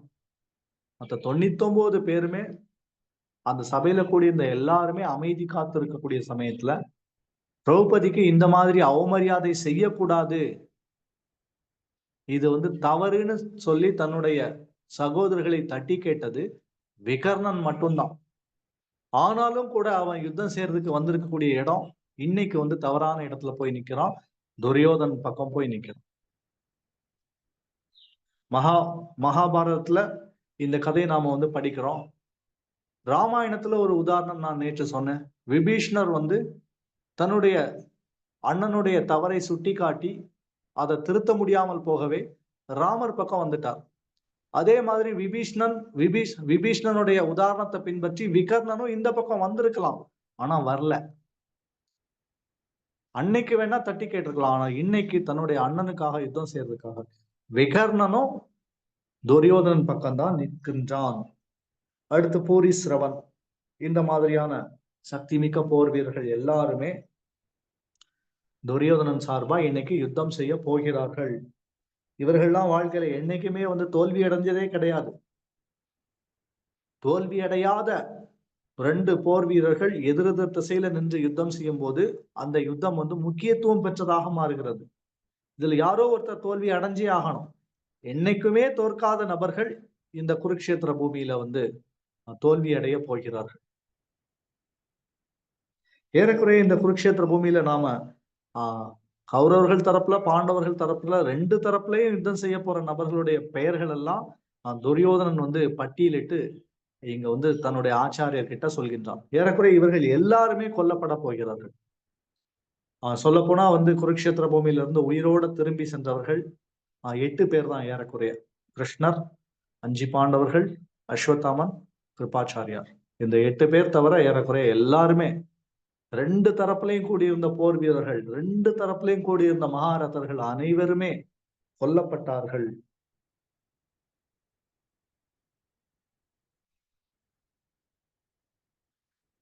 ஆனா வெற்றி யுதிஷ்டிரருக்கு கிடைத்தது.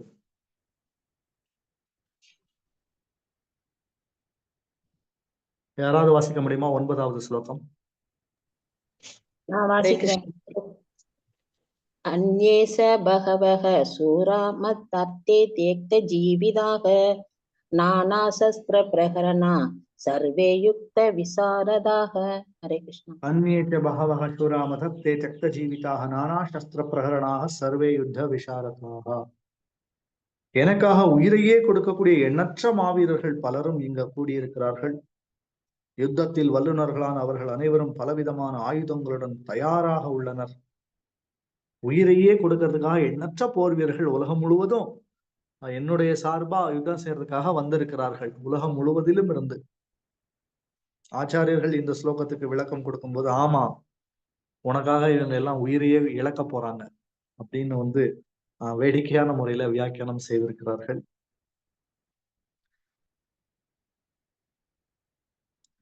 10வது ஸ்லோகம். हरे कृष्ण. अपर्याप्तां ततस्माकं बलं भीष्माभिरक्षितं पर्याप्तां त्रिविधमे तेषां बलं भीमाभिरक्षितम्. அபர்யாப்தம் ததஸ்மாகம் பலம் பீஷ்மாபிரக்ஷிதம் பர்யாப்தம் விதமே தேஷாம் பலம் பீமாபிரக்ஷிதம். பாண்டவர்களுடைய படையை பயிற்சி கொடுத்து வளர்த்தெடுத்தது பீமசேனன்.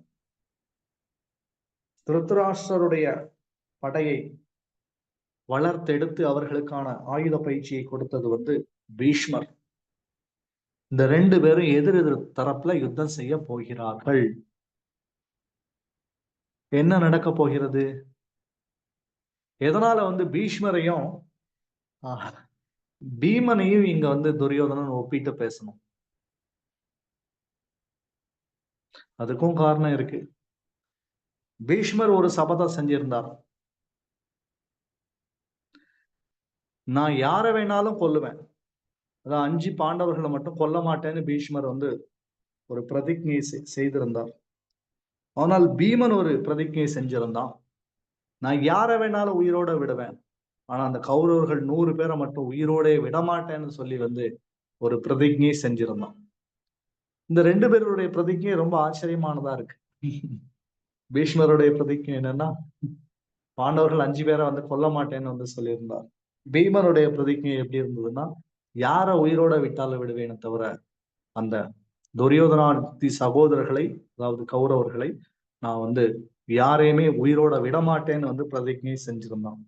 அதனாலதான் ரெண்டு பேரையும் ஒப்பிட்டு, ரெண்டு பேருடைய படைபலத்தை ஒப்பிட்டு துரியோதனன் இங்க தன்னுடைய ஆச்சாரியர்கிட்ட பேசுகின்றான்.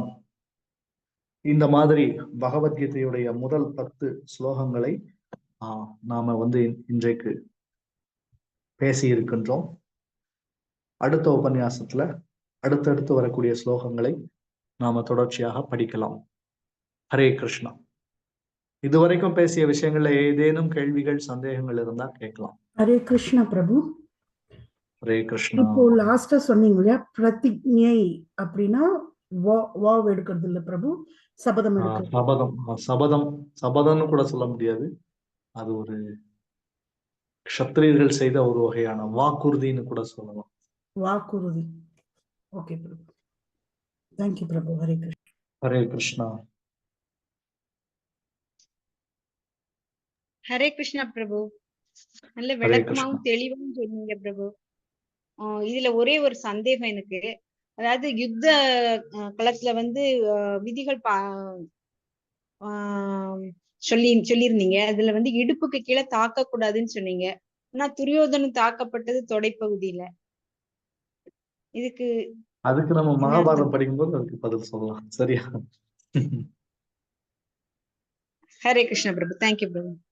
ஹரே கிருஷ்ணா. அது வந்து ஒரு பெரிய சப்ஜெக்ட். யுத்த தர்மத்தை சில நேரத்துல வந்து மீறுற மாதிரி சூழ்நிலை வரும்.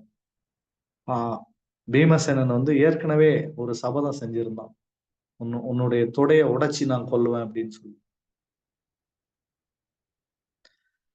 தொடைய பிளந்து உன்னை கொல்லுவேன்னு சொல்லி சபதம் செஞ்சிருந்தான். அதனால அந்த சபதத்தின் அடிப்படையில அந்த சபதம் முக்கியமா அல்லது யுத்த தர்மம் முக்கியமான்னு பார்க்கும்போது அதுல வந்து பீமசேனனுடைய சபதம் தான் முக்கியம். ஒரு க்ஷத்ரியன் தான் செஞ்ச சபதத்தை நிறைவேற்றி காட்டணும். அவன் வந்து துரியோதனன் திரௌபதி அவமானப்படுத்தக்கூடிய சமயத்துல வந்து தன்னுடைய தொடையை காட்டி இதுல வந்து நீ உட்காருன்னு சொல்லி தன்னுடைய தொடைய வந்து சுட்டி காட்டும் போதுதான் அந்த மாதிரியான சபதத்தை பீமசேனன் வந்து எடுத்துக்கொண்டான். தர்மம் தான், தர்ம அடிப்படையில தான் துரியோதனன் கொல்லப்பட்டான். தர்மத்தை மீறி செய்யல. ஹரே கிருஷ்ணா. நன்றி குணவதி வெங்கட்ராமன். இது சனாதன தர்மம் விளக்கம் கொஞ்சம் சொல்லுங்களேன். சனாதன தர்மம், அதுக்கு நிறைய விளக்கங்கள் இருக்கு சாஸ்திரத்துல. தர்மோ ரக்ஷதி ரக்ஷிதா. தர்மத்தை நாம ரட்சிச்சோம்னா பதிலுக்கு தர்மம் நம்மளை வந்து ரட்சிக்கும்.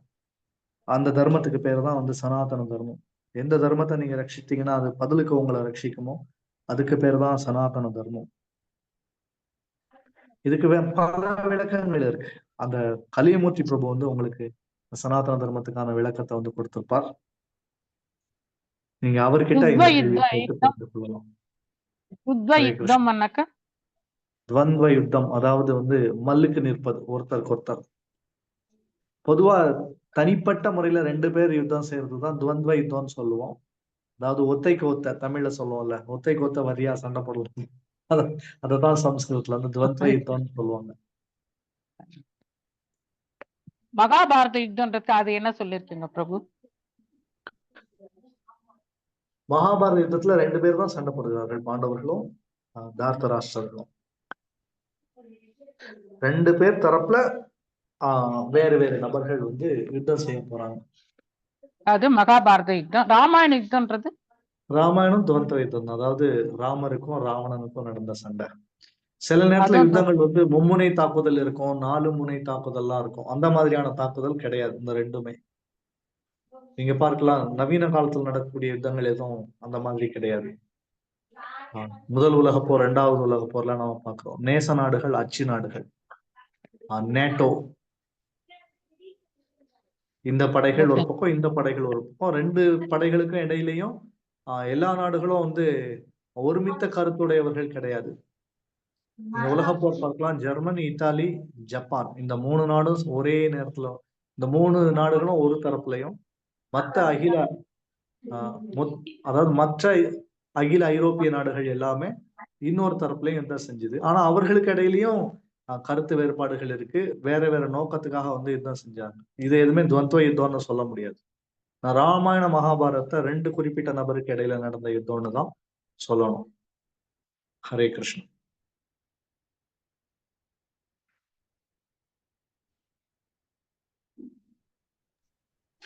ஹரே வேறு கிருஷ்ணா கேள்வி பிரபுஜி. சந்தேகம்? ஹரே கிருஷ்ணா பிரபுஜி. மாதாஜி, லக்ஷ்மி சௌந்தரராஜன் மாதாஜி, ஹரே கீதா கிருஷ்ண மாதா. ஹரே கிருஷ்ணா. இப்ப இந்த 8 பேர் திரும்பினார்கள்னு சொன்னீருங்க பிரபுஜி. போரில் இருந்து ஆண்டவர்கள் 5 பேர், கிருஷ்ணர், அஸ்வத்தாமன், கிருபாச்சாரியார். அவ்வளவுதான். அஸ்வத்தாமன் கிருபாச்சாரியரும் அஸ்வத்தாமனும் மாமனும் மருமகனும். ம் அவ்வளவுதான். இது கிருஷ்ணர், அடுத்து பாண்டவர்கள் 5 பேர். அவ்வளவுதான். இன்னும் சிலர் கூட யுத்த காலத்துல இருந்து தப்பிச்சு ஓடுனாங்க. அவங்கள நாம லிஸ்ட்ல எடுக்க கூடாது. நிறைய பேர் வந்து யுத்தத்துல பயந்து ஓடிய நபர்களும் இருக்காங்க. மகாபாரத யுத்தத்துல அவங்களோட பேர்லாம் வந்து இங்க குறிப்பிடப்படல. சில நபர்கள் யுத்தத்துக்கு பயந்து, உயிருக்கு பயந்து சில நபர்கள் ஓடுனாங்க. அவங்கள பற்றியும் சாஸ்திரங்கள்ல சொல்லப்பட்டிருக்கிறது. ஆனா அவர்களுடைய பெயர் வந்து பட்டியலிடப்படல. குறிப்பா இந்த 8 பேர் தான் யுத்த காலத்துல இருந்து வெளியில போனது. எல்லாருமே கொல்லப்பட்டார்கள். குலநாசம். ஹரே கிருஷ்ணா. வேற ஏதாவது கேள்வி சந்தேகம்? வனிதா ஹரே மாதாஜி. கிருஷ்ணா பிரபு. ஹரே கிருஷ்ணா பிரபுஜி. ஹரே கிருஷ்ணா. மகாபாரதத்துல 64 கோடி பேர் இறந்து போனாங்க. சில ராமாயணத்துல எவ்வளவு பேர் இருக்கு குருஜி? 32 கோடி ராட்சசர்கள் இருந்தாங்க. 32 கோடி. 32 கோடி ராட்சசர்கள். ஏறக்குறைய கம்மிதான், மகாபாரதத்தோட குறைவுதான். ஓகே குருஜி. ராமானுஜர் மகாபாரதத்துல இந்த குருக்ஷேத்திர யுத்தம் மட்டும் கிடையாது. ஏற்கனவே இன்னும் 4 நபர்கள் வந்து இந்த பூமி பாரத்தை குறைக்கிறதுக்காக செயல்பட்டார்கள். குறிப்பா வந்து கிருஷ்ணர் வந்து ஜராசந்தனுடைய படைகளை வந்து 17 முறை வந்து அழிச்சார். அதுலேயே பூமி பாரம் வந்து ஏறக்குறைய குறைஞ்சிருச்சு. மிச்ச சொச்சத்தை எல்லாத்தையும் குருக்ஷேத்திரத்துக்கு வர வச்சு ஒரே நேரத்துல கிருஷ்ணர் வந்து முடிச்சிட்டார். கிருஷ்ணர் வந்து அவதார நோக்கமே என்னன்னா வினாசாயச்சா, அதாவது துஷ்கிருத்தாம், துஷ்டர்கள், அதாவது வினாசாய துஷ்கிருத்தாம், துஷ்டர்களை அழிக்கிறதுக்காக தான் அவர் அவதாரம் எடுத்தது. பூத்தனாவில இருந்து திருணாவிரத்தன், அகாசுரன், பகாசுரன், இன்ன கம்சன், இந்த நபர்கள் எல்லாம் கொண்டதுக்கு அப்புறம் அடுத்து ஜராசந்தனோட யுத்தம் வருது. ஒவ்வொருத்தரையா தனிப்பட்ட முறையில கிருஷ்ணர் கொல்லும் போது ஒரு நிலையில மொத்தமா எல்லாரையும் அழிக்கணும்னு பகவான் வந்து ஒரு திட்டம் தீட்டினார். அந்த திட்டம் தான் இந்த குருக்ஷேத்திர யுத்தம். இதுல வந்து உலகத்துல உள்ள எல்லா அரக்க சுபாவமுடைய அரச குலத்தவர்கள் எல்லாரையும் ஒரே இடத்துக்கு வர வச்சு ஒரே நேரத்துல வந்து எல்லாருடைய கதையும் வந்து முடிச்சிட்டார். இது வந்து கிருஷ்ணருடைய திட்டப்படிதான் நடக்குது. பூமி பாரத்தை வந்து குறைக்கிறதுக்காக. குருஜி, ஒரே ஒரு கேள்வி. சங்கரர், மத்வாச்சாரியார், ராமானுச்சாரியார் அவங்க இருக்கும்போது ஆங்கிலேயர்கள் இருந்தாங்களா குருஜி? படையெடுப்பு எப்போ வந்து இப்ப நீங்க அந்த இருந்தாங்க. அதாவது அந்த சமயத்தெல்லாம் வந்து ஏறக்குறைய 3 பிரிவுகளா வந்து இருந்தது. இங்கிலாந்து நாடே வந்து அயர்லாந்து, ஸ்காட்லாந்து, இன்னொரு இங்கிலாந்து, இந்த மாதிரி 3 பிரிவுகளா வந்து இருந்தது. அங்கேயும் வந்து அரச குலத்தவர்கள் வந்து ஆட்சி செஞ்சாங்க. ஆனா அவங்க எல்லாருமே மிலேச்சர்கள் தான், சக்தி இல்லாத நபர்களா இருந்தாங்க. தன்னுடைய சக்தியை வந்து அவங்க 1400, அதாவது 14ஆம் நூற்றாண்டுல சக்தி மிக்கவர்களா மாறினாங்க. 11ஆம் நூற்றாண்டு 10ஆம் நூற்றாண்டுல தான் ராமானுஜாச்சாரியார், மத்வாச்சாரியார், இவர் மத்வாச்சாரியருடைய காலம் வந்து ஏறக்குறைய வந்து 600 வருஷத்துக்கு முன்னால. அந்த சமயத்திலேயே ஆங்கிலேயர்கள் இருந்தாங்க. ஆனா அகில உலகத்தையும் ஆளக்கூடிய அளவுக்கு சக்தி மிக்கவர்களா இல்ல. நன்றி குருஜி, நன்றி. தேங்க்யூ. ஹரே கிருஷ்ணா. ஹரே கிருஷ்ணா. பாருங்க, இன்னைக்கு ஆங்கிலேயர்கள் வந்து உலகம் முழுசும் ஜனநாயகத்தை கத்து கொடுத்துட்டு அவங்க மட்டும் இன்னும் மன்னராட்சியை தான் வச்சிருக்காங்க. இந்த மக்களாட்சி முறை வந்து ரொம்ப ஒரு கீழ்த்தரமான அரசியல் தத்துவம். மக்களாட்சிங்கிறது ஏற்புடையது கிடையாது. மக்களாட்சியில வந்து மக்கள் ரொம்ப கஷ்டப்படுவாங்க அரசன் இல்லாததுனால. அதனால்தான் ஆங்கிலேயர்கள் உலகத்தையே சுரண்டுறதுக்காக எல்லா நாடுகள்லயும் மக்களாட்சியை வந்து போலியான முறையில பிரச்சாரம் செஞ்சு அவர்களை மக்களாட்சியை கடைபிடிக்க வச்சுட்டு தான் மட்டும் இன்னும் மன்னராட்சியை வந்து வழக்கத்துல வச்சிருக்கிறாங்க. மன்னராட்சி தான் ஏற்புடையது. மன்னன் தன்னுடைய சார்பா தளபதியை வந்து யுத்த களத்துக்கு அனுப்புவான். தளபதி செத்து போயிட்டான்னா இளவரசனை அனுப்பி வைப்பான். இளவரசனும் செத்து போயிட்டான்னா தானே யுத்த களத்துக்கு போய் உயிரையே விடுவான். அதுதான் வந்து மன்னராட்சியுடைய மேன்மை. ஆனா பார்க்கலாம் நவீன காலத்துல உள்ள அரசியல்வாதிகள், இந்த அமைச்சர்கள், இந்த மந்திரிகள், இவர்களுடைய புதல்வர்கள் யாராவது இராணுவத்திலேயோ அல்லது போர்படையிலேயோ இருக்கிறத நம்ம பார்க்கவே முடியாது. ஆனா பார்க்கலாம் இப்பொழுது கூட இங்கிலாந்துடைய இளவரசன் இப்ப கூட வந்து இராணுவத்துல தான் பணியாற்றுகிறார். அதுதான் மன்னராட்சி. மன்னர்கள் வந்து பிரஜைகளுக்காக உயிரையே தியாகம் செய்யக்கூடிய அளவுக்கு நல்லவங்க. ஆனா இந்த மன்னர்கள் எல்லாம் நம்ம இன்னைக்கு புறக்கணிச்சுட்டு மோசமான அரசியல்வாதிகளை நம்பி நாம வந்து ஏமாந்துட்டு இருக்கிறோம். ஹரே கிருஷ்ணா. வேற ஏதாவது கேள்வி, சந்தேகம்? ஹரே கிருஷ்ணா பிரபு. ஹரே கிருஷ்ணா. போர்ல அஸ்வத்தாமன் இறந்ததா தானே பிரபு சொல்றாங்க, அது உண்மையா பிரபு? அஸ்வத்தாமன் சிரஞ்சீவி, இறக்கல. ஓ யாரு ஏதோ குழந்தை கேள்வி கேட்கிற மாதிரி இருக்கு, யாருன்னு தெரியலையே. நானு ரேணுகா தேவி மாதா பிரபு என் பேரு. ஹரே கிருஷ்ணா. ஹரே கிருஷ்ணா. அப்புறம் கிருஷ்ணன் வந்து எதனால பாண்டவர் கூட இருக்காங்க பிரபு? பாண்டவர்களுக்கு ஆலோசனை சொல்றாரு. அவர் யார் தரப்புலயும் யுத்தம் செய்யல, அவர் நடுநிலையா தான் இருப்பார், யுத்தம் செய்யல. ஓகே பிரபு. ஹரே கிருஷ்ணா. ஹரே கிருஷ்ணா. ஹரே கிருஷ்ணா. ஹரே கிருஷ்ணா. வேற ஏதாவது கேள்வி, சந்தேகம்? ஹரே கிருஷ்ணா பிரபு. மேக ஷாமலி தேவிதாசி மாதாஜி கேளுங்க. பிரபு, திருதராஷ்டிரர் வந்து அந்த குருஷேத்திர போர்க்களத்துல மகன்களும் பாண்டவர்களும் சேர்ந்துட்டாங்க, அங்க என்ன நடந்ததுன்னு சொல்லிட்டு சஞ்சயன்ட்ட கேக்குறாரு. ஏன்னா அவங்க ஏதாவது மனசு மாறுவாங்களான்னு இவர் எதிர்பார்க்கிறாரு. ஆனா இவர் பையன்களும் போயிருக்காங்க, அது தர்மசேத்திரம் தானே, இவர் பையன்க மனசு மாறுவாங்களான்னு இவர் எதிர்பார்க்கல பிரபு. தெரியும் இல்ல, இவரும் அயோக்கியம் தான், இவருடைய மகன்களும் அயோக்கியர்கள் தான். அதனால தர்ம சிந்தனைலாம் வராது. சில பாவிகள்லாம் இருக்காங்க, அவங்க வந்து எந்த கஷேத்திரம் போனாலும் அவங்க வந்து அவங்களுடைய மனசு வந்து மாறாது. காம குரோத லோபம் இதெல்லாம் கஷேத்திரத்துக்கு போனாலும் அவங்க வந்து அதே உணர்வோட தான் இருப்பாங்க. காழ்ப்புணர்ச்சி, வஞ்சம், துவேஷம், பொறாமை இதெல்லாம் சில ஜீவன்கள் வந்து ரொம்ப அயோக்கிய ஜீவன்களா இருக்கிறதுனால புண்ணிய கஷேத்திரத்துல கூட அவங்களோட மனசு வந்து மாறாது. நீங்க பார்க்கலாம், சில நேரத்துல வந்து பக்தர்களும் புண்ணிய கஷேத்திரத்துக்கு போவாங்க, சில நேரத்துல பக்தி இல்லாத நபர்களும் புண்ணிய கஷேத்திரத்துக்கு போவாங்க. அந்த புண்ணிய கஷேத்திரத்துக்கு போயும் கூட சில நபர்களுக்கு வந்து அவங்களுடைய இதயத்துல வந்து பக்தி வரவே வராது. அதுதான் அது விசேஷமான ஜீவன். ஏறக்குறைய அவங்க எல்லாம் வந்து மோசமான பாவி. புண்ணிய கஷேத்திரத்துல கூட ஒருத்தனோட மனசு வந்து மாறாத பட்சத்துல அவனுக்கு எங்கேயுமே மனசு மாறாது, அவன் திருந்தவும் மாட்டான். திருத்தராஷ்டிரருக்கு தெரியும் தன்னுடைய மகன் வந்து தர்ம வழியில இல்லைங்கிறது. ஹரே கிருஷ்ணா. லட்சுமி மாதாஜி, லட்சுமி சவுந்தரராஜன் மாதாஜி. ஹரே கிருஷ்ணா பிரபுஜி. பிரபுஜி, இப்ப எல்லாருமே ஒரே ஃபேமிலி தானே பிரபுஜி? இப்போ கோத்திரம் வந்து சொல்றாங்கன்னா, இப்ப இவங்களை பாண்டவர்கள்னும் அவங்களை கௌரவர்கள்னும் பிரிச்சு சொல்ற மாதிரி இருக்கு. இவங்க எல்லாருமே கௌரவர்கள் ஃபேமிலி. ரெண்டு பேருமே கௌரவர்கள் தான். ஆனா இவங்க, அதாவது கௌரவங்கிற வார்த்தை எதுல இருந்து வந்ததுன்னு முதல்ல நாம யோசிக்கணும். குருவுடைய வம்சாவளியை சார்ந்த எல்லாருமே கௌரவ தான். கௌரவங்க வார்த்தை வந்து பீஷ்மருக்கும் பொருந்தும், அபிமன்யுவுக்கும் பொருந்தும், பாண்டவர்களுக்கும் பொருந்தும், அடுத்து வந்து துரியோதனனுக்கும் பொருந்தும், சந்தனுவுக்கும் அது பொருந்தும். கௌரவங்கிற வார்த்தை விசித்திர வீரியனுக்கும் அந்த வார்த்தை வந்து பொருந்தும். குருவுடைய வம்சாவளியை சார்ந்த எல்லாருக்குமே இந்த கௌரவங்கிற வார்த்தை வந்து பொருந்தும். ஆனால் தனித்து அடையாளம் காட்டும் போது இவங்க பாண்டவர்கள், அவங்க வந்து தார்த்தராஷ்டிரர்.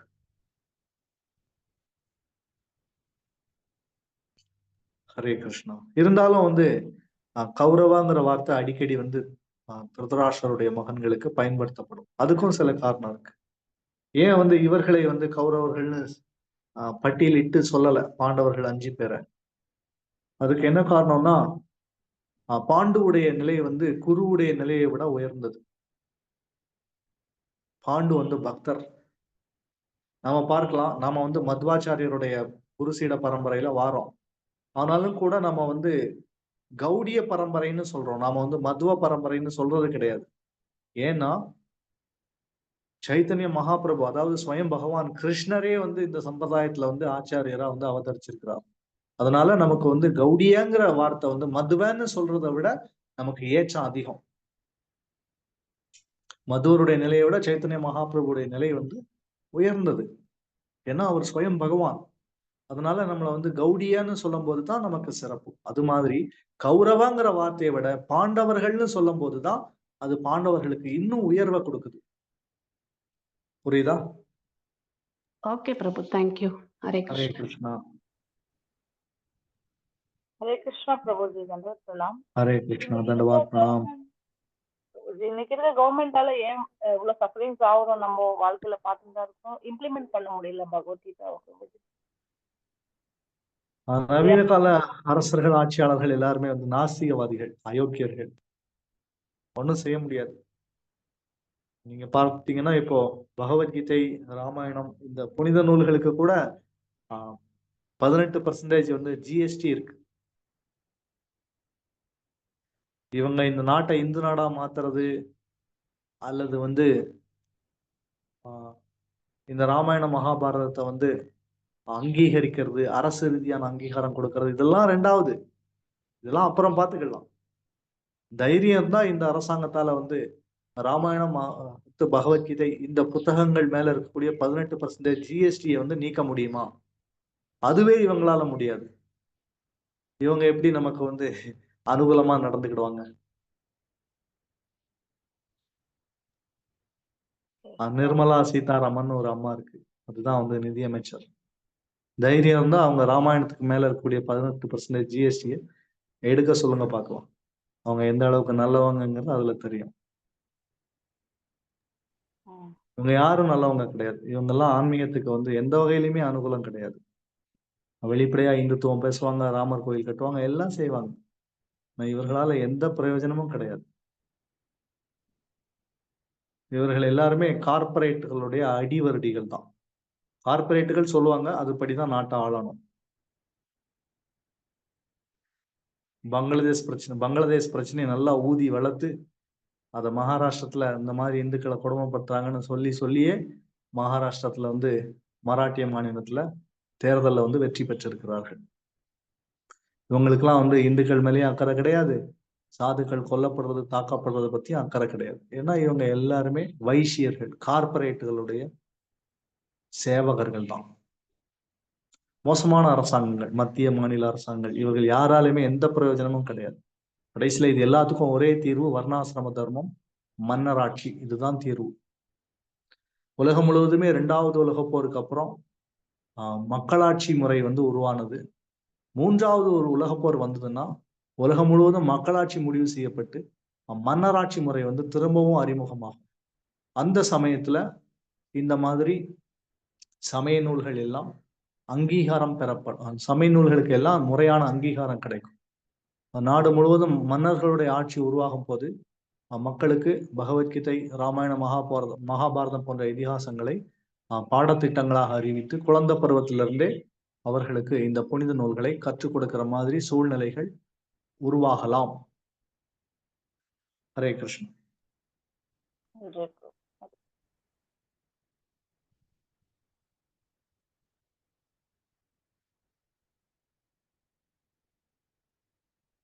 ஏதாவது கேள்வி, சந்தேகம்? கிருஷ்ண பிரபு, நீங்க இந்த வர்ணாசிரம தர்மத்தை பத்தி சொன்னீங்க. அது 100% உண்மைதான் பிரபு. ஆனா நல்லா தெரிஞ்சவங்க, விவரம் தெரிஞ்சவங்க, பகவத்கீதை, கடவுள் மேல பக்தி இருக்கவங்க கூட, கிருஷ்ணரை பத்தி தெரிஞ்சவங்க கூட வர்ணாசிரம தர்மத்துக்கு வந்து எதிராக தான் பேசுறாங்க பிரபு. உதாரணத்துக்கு என் பையனையும் நான் சொல்லலாம். அவன் எனக்கு சில டவுட்லாம் இருந்து அவன்கிட்ட தான் நான் கேட்பேன். அதாவது எனக்கு அந்த கேரக்டர்ஸ் வைஸ் பேர் எல்லாமே எனக்கு மறந்து போயிடும். அவன் கரெக்டா சொல்லுவான்.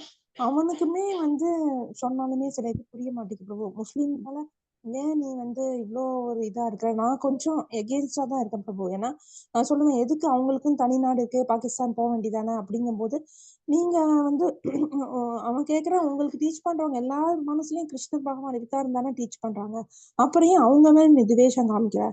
யங்ஸ்டர்ஸ் மனசு எல்லாமே இப்ப அப்படிதான் பிரபு இருக்குது. அதை பார்க்கும்போது கொஞ்சம் கஷ்டமா தான் இருக்குது.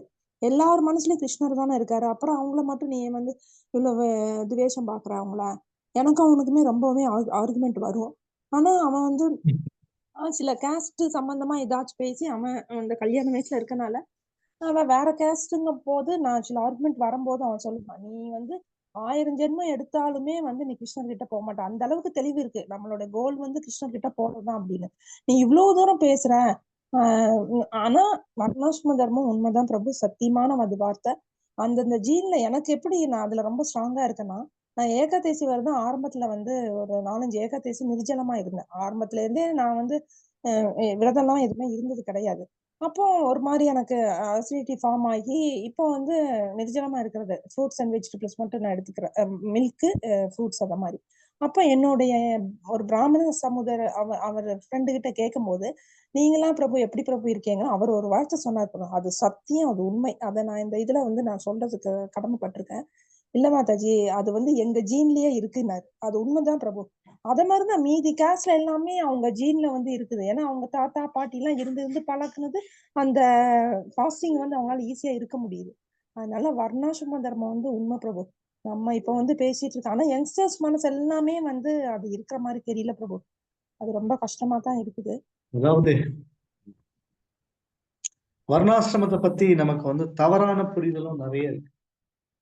கடந்த ஒரு 4000-5000 வருஷமா வந்து உண்மையான வர்ணாசிரம நிலையில வந்து சமுதாயம் இல்லை.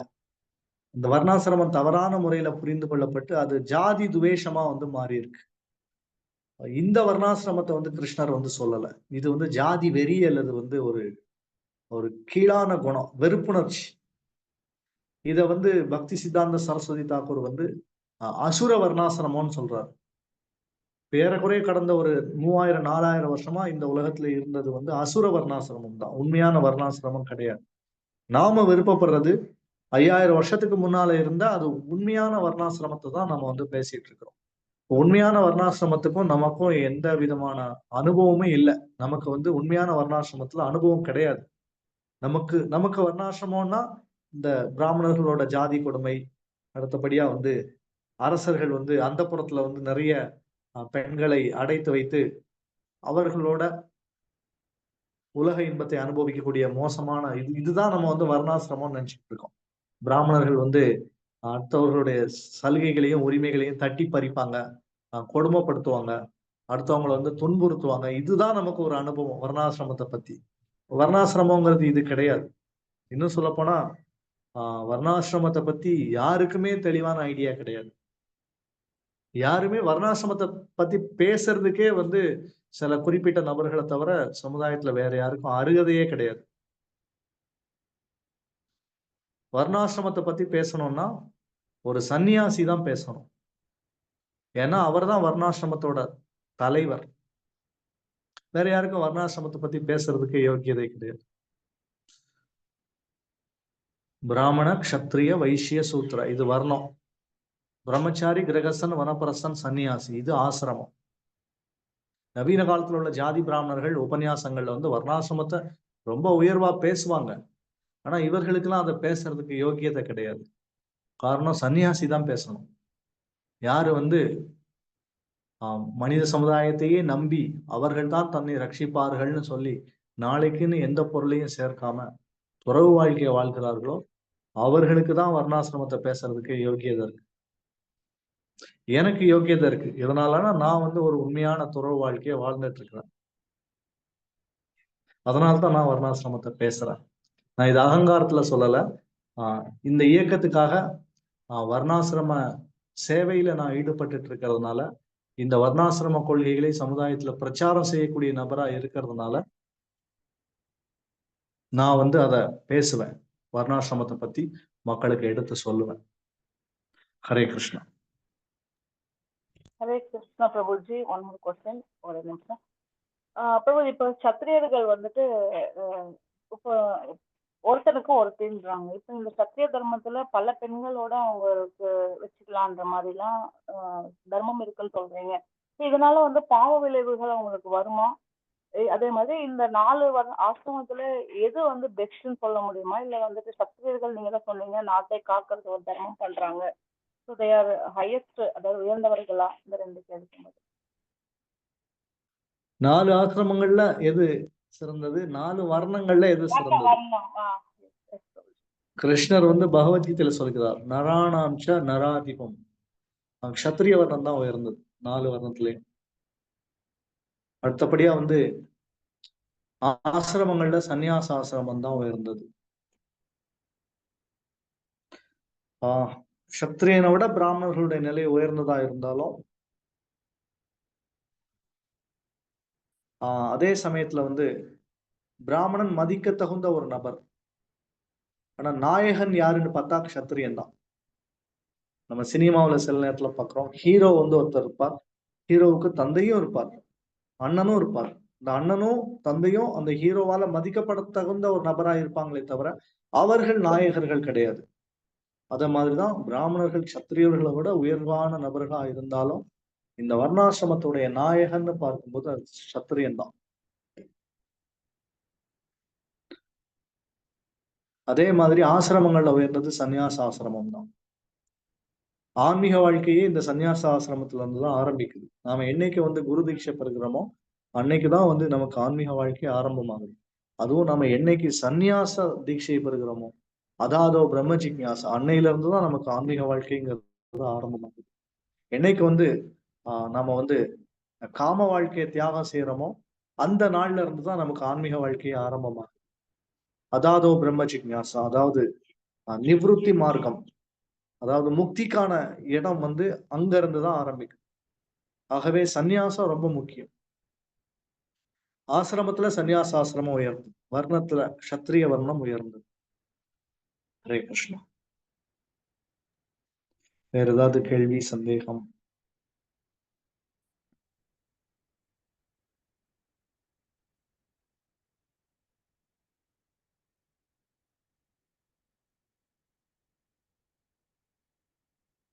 நவீன கால பிராமணர்கள் வந்து வர்ணாசிரமத்தை பத்தி பேசுவாங்க, ஆனா அவங்க சன்னியாசம் எடுக்க மாட்டாங்க.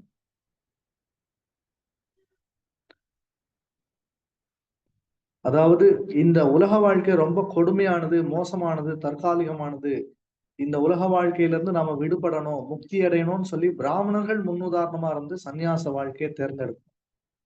சமுதாயத்துல பிராமண சமுதாயத்துல 50% பேர் வந்து என்னைக்கு சன்னியாச வாழ்க்கையை தேர்ந்தெடுக்கிறார்களோ அன்னைக்குதான் அவர்களுக்கு வந்து ஜாதி பிராமணர்களுக்கு வர்ணாசிரமத்தை பத்தி பேசுறதுக்கு ஒரு யோகியதை வரும். சும்மா வர்ணாசிரமம்னா ஜாதியை மட்டும் பேசி தொங்கிட்டு இருக்கிறீங்க, ஏன் ஆசிரமத்தை பத்தி யாருமே பேச மாட்டேங்கிறீங்க? யாரும் வனப்பிரஸ்த ஆசிரமம் போன மாதிரி தெரியல, யாரும் சன்னியாசியா மாறின மாதிரி தெரியல. ரொம்ப குறைவு. ஒரு ஊர்ல ஒரு சன்னியாசி இருந்தாலே அது பெரிய விஷயம். பிராமணர்கள் முன்னுதாரணமா இருக்கணுமே, துறவ வாழ்க்கையை வாழ்ந்து காட்டணுமே. அப்பதான் வந்து சமுதாயத்துல வந்து இல்ல மத்த வர்ணத்தவர்கள்லாம் திருந்துவாங்க. நீங்க கடைசி வரைக்கும் வீட்டிலே இருப்பீங்க, உலக வாழ்க்கையை நல்லா அனுபவிச்சுட்டு இருப்பீங்க. சொல்லும் போது மட்டும் வர்ணாசிரமம்னு பேசுவீங்க. இதுல என்ன அர்த்தம் இருக்கு?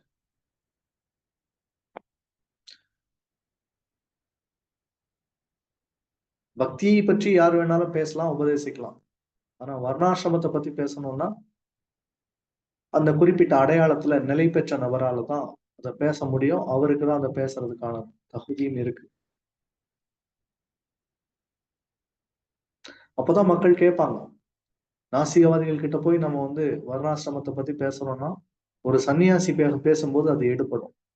ஏன்னா உலக வாழ்க்கை துன்பமயமானதுங்கிறத வந்து அந்த நபர் புரிஞ்சு உலக சுகபோகங்களை துறந்து இருக்கிறதுனால அவர் சொல்லும் போது கேட்பாங்க. சும்மா எல்லா சௌகரியங்களையும் நல்லா அனுபவிச்சுக்கிட்டு அந்த பிராமணன்னு காட்டிட்டு எந்த வேத நியமத்தையும் கடைபிடிக்காம ஆச்சார அனுஷ்டானங்கள் எதையுமே கடைபிடிக்காம நான் உயர்ந்த ஜாதிக்காரன்னு சொல்றதுல என்ன அர்த்தம்? எதுவும் கிடையாது. ஹரே கிருஷ்ணா. நிறைவு செய்யலாமா? ஏதாவது கேள்வி, சந்தேகம்?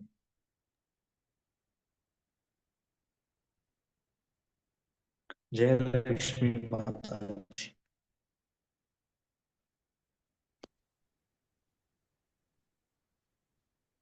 கிளாஸ் அருமையா இருந்தது பிரபு, நல்லா புரியும்படி இருந்தது பிரபு. தேங்க்யூ பிரபு. ஹரே கிருஷ்ணா பிரபு. கிளாஸ் நல்லா இருந்தது பிரபு. நாங்க இதெல்லாம் படத்துல பார்த்துதான் இதெல்லாம் தெரிஞ்சுக்கிட்டோம். இப்ப இதெல்லாம் இருக்குன்றது நாங்க புரிஞ்சுக்கிட்டோம் பிரபு இந்த கதைகள்ல. ஹரே கிருஷ்ணா பிரபு. எல்லாரும் புரிஞ்சுக்கோங்க, வர்ணாசிரமத்தை புரிஞ்சுக்கோங்க. எல்லாரும் வர்ணாசிரம கடமையை வந்து ஒழுங்கா செய்யுங்க. பெண்களுக்கான கடமையை மட்டும் செய்யுங்க, ஆண்களுக்கான கடமையை மட்டும் செய்யுங்க. அவரவர்களுக்கு விதிக்கப்பட்ட கடமையை ஒழுங்கா செய்யணும். அதுதான் கிருஷ்ணர் சொல்ல வர்றாரு. ஆமா பிரபு. அர்ஜுனன் தன்னுடைய கடமையை செஞ்சானா இல்லையா? ஆமா பிரபு. அர்ஜுனன் யுத்தம் செய்யறது அர்ஜுனனுடைய கடமை. அர்ஜுனன் அதை ஆமா. செஞ்ச மாதிரி நாமளும் நம்முடைய கடமையை செய்யணும். ஓகே பிரபு. கலியுக ஓகே. மக்கள் வந்து பேராசை பிடிச்சவங்க. இன்னொருத்தரோட வர்ணத்தோடைய கடமைகளை செய்யறதுக்கு முயற்சி செய்வாங்க. அந்த மாதிரி பக்தர்களான நாம யாரும் அந்த மாதிரி வந்து ஒரு இன்னொரு வர்ணத்தோட கடமையை, இன்னொரு ஆசிரமத்தோட கடமையை செய்யறதுக்கு நாம முயற்சி செய்யக்கூடாது. அவரவர்களுக்கான கடமையை அவங்க தான் செய்யணும். சரியா? ஓகே பிரபு. ஹரே கிருஷ்ணா பிரபு. ஹரே கிருஷ்ணா. ஹரே கிருஷ்ணா. கராராணி மாதா. கிருஷ்ணா பிரபுஜி, பிரபுஜி, உங்களோட உபன்யாசங்கள் இந்த ஆடியோ இருக்கு இல்லைங்களா, அதுக்கு இந்த ராமாயணம் அனுப்ப சொல்லுங்க. நான் பொதுவா என்னுடைய ஆடியோ எதுவும் அனுப்புறது கிடையாது. லைவாவே கேட்கட்டுமே. நான் ஆடியோ அனுப்பணும்னா அடுத்த உபன்யாசத்துக்கு யாரும் வரமாட்டாங்க. அதனால நான் அனுப்புறது இல்ல. நம்ம குரூப்ல வந்து போடுங்க பிரபு. கண்டிப்பா. Especially Ramayanam first part. எல்லாரும் வர்ணாசிரம தர்மத்துல ஆர்வம் உள்ளவங்களா இருக்கீங்களா? எல்லாரும் இஸ்கான் இயக்கம் வந்து க்ஷத்திரியர்களை உருவாக்க வேண்டிய ஒரு நிலையில வந்து நம்ம இன்னைக்கு இருக்கோம். உலகத்துக்கே இன்னைக்கு வந்து ஆபத்தான சூழ்நிலை இருக்கு. பார்க்கலாம், பங்களாதேஷ்ல வந்து இஸ்கான் பக்தர்கள்லாம் ரொம்ப கஷ்டப்படுறாங்க. இதுக்கெல்லாம் காரணம் இஸ்கான் வந்து இன்னும் க்ஷத்திரியர்களை வந்து உருவாக்கல, போர் வீரர்களை வந்து உருவாக்கணும். பக்தர்களே வந்து போர் வீரர்களா இருக்கணும். பக்தர்களே அரசர்களா, தலைவர்களா, ஆட்சியாளர்களா இருக்கும் போதுதான் பக்தர்கள் வந்து பாதுகாப்பா வாழ முடியும். இஸ்கான்ல வர்ணாசிரம பிரிவுன்னு ஒரு பிரிவு இருக்கு. யாருக்காவது தெரியுமா? கேள்விப்பட்டிருக்கீங்களா? இல்ல பிரபு, தெரியாது பிரபு. கேள்விப்பட்டதில்ல பிரபு, நீங்க சொல்லிதான் தெரியும். இஸ்கான்ல வர்ணாசிரம பிரிவுன்னு ஒண்ணு இருக்கு. அந்த பிரிவுக்கு கீழே பிராமண, க்ஷத்திரிய, வைசிய, சூத்ர எல்லா பயிற்சிகளும் வந்து கொடுக்கப்படும். ஆயுத பயிற்சி எல்லாம் இருக்கு.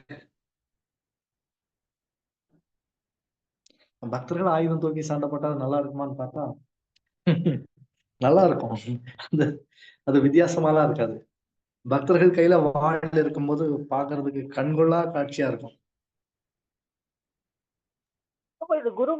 பக்தர்கள் வந்து அந்த ஆயுதத்தை வந்து சரியான முறையில பயன்படுத்துவாங்க. நவீன கால யுத்தங்கள்லாம் நாம பார்க்கிறோம். இந்த யுத்தம்லாம் ரொம்ப மோசமானது. ஒரு ஏவுகணை இங்க இருந்து அங்க அனுப்புறாங்க. கண்டம் விட்டு கண்டம் தாவக்கூடிய ஏவுகணைகள்லாம் அனுப்புறாங்க. இந்த ஏவுகணை வந்து யாரை கொல்லுங்கிறது உறுதியாலாம் சொல்ல முடியாது. 10-15 குழந்தைகள் அதுல செத்து போயிடலாம். அப்பாவி மக்கள் செத்து போயிடலாம். இதெல்லாம் முறையான யுத்தம் கிடையாது. பழைய காலத்துல வந்து யுத்த தர்மம் எந்த அளவுக்கு கடைபிடிக்கப்பட்டிருக்குதுங்கிறத நாம மகாபாரதத்துல இருந்து தெரிந்து கொள்ளலாம். பக்தர்களும் இந்த மாதிரி தர்ம அடிப்படையில யுத்தம் செய்யறதுக்கு தான் முயற்சி செய்யணும். நம்மளை நாமளே பாதுகாக்கிறதுக்கான ஆயுத பயிற்சி நமக்கு முறையா இருக்கணும். எல்லாருமே போர்க்கலையை கற்றுக்கொள்ளணும். இஸ்கான் இயக்கத்துல வந்து நாம இன்னும் பிராமணர்களையே உருவாக்கல. பிராமணர்கள் உருவாக்கப்படும் போது க்ஷத்திரியர்கள் இயல்பாகவே உருவாவார்கள். அதுல சந்தேகம் கிடையாது. வைசியர்கள், சூத்திரர்கள் சமுதாயத்துல எல்லாருமே வைசியராகவும் சூத்திரராகவும் தான் இருக்கிறார்கள். இவர்களுக்கெல்லாம் பெருசா ஒன்றும் தேவைன்னு எதுவும் இல்லை. ஆனா இஸ்கான் இயக்கம் வந்து பிராமணர்களையும் க்ஷத்திரியர்களையும் உருவாக்கணும். அதுக்கான ஒரு பிரிவு தான் இஸ்கான்ல இருக்கக்கூடிய தெய்வ வர்ணாசிரம பிரிவு. ஸ்ரீல பிரபுபாதர் தான் இதை ஆரம்பிச்சு வச்சார். அந்த பிரிவு மட்டும் இஸ்கான்ல எப்பொழுதுமே பூட்டியே இருக்கும். வர்ணாசிரமத்துக்குன்னு ஒரு டிபார்ட்மெண்ட் இருக்கு மாயாப்பூர் இஸ்கான்ல, இஸ்கானுடைய தலைமையகத்துல. இந்த வர்ணாசிரம பிரிவுக்கான அறை மட்டும், ரூம் மட்டும் எப்பொழுதுமே பூட்டிதான் கிடக்கும். பக்தர்களுக்கு விருப்பம் இல்லை போல, அதாவது தன்னை பாதுகாக்கிற விஷயத்துல. பக்தர்கள் ஆட்சியாளர்களா மாறணும். ஸ்ரீல பிரபுபாதர் வந்து சொல்லியிருக்கார், மகாபிரபுடைய இந்த இயக்கத்தை உலகம் முழுவதும் கொண்டு போய் சேர்க்கிறது இந்தியர்கள் ஒவ்வொருத்தருக்குமான தலையாய கடமைன்னு சொல்லியிருக்கார். அதே நேரத்துல வந்து குறிப்பா மகாபிரபுடைய இயக்கத்தை உலகம் முழுவதும் கொண்டு போய் சேர்க்க வேண்டியது வங்காளிகளுடைய கடமை. வங்காளிகள் ஒவ்வொருத்தரும், வங்காள தேசத்தை சார்ந்தவர்கள் ஒவ்வொருத்தரும் வந்து மகாபிரபுவோட இயக்கத்தை உலகம் முழுசும் கொண்டு போய் சேர்க்கறதுக்கான கடமை வந்து அவங்களுக்கு இருக்கு. அவங்க அதை செய்யாத வரைக்கும் அவர்களுக்கு பிரச்சனை வந்து இருந்துட்டே இருக்கும்.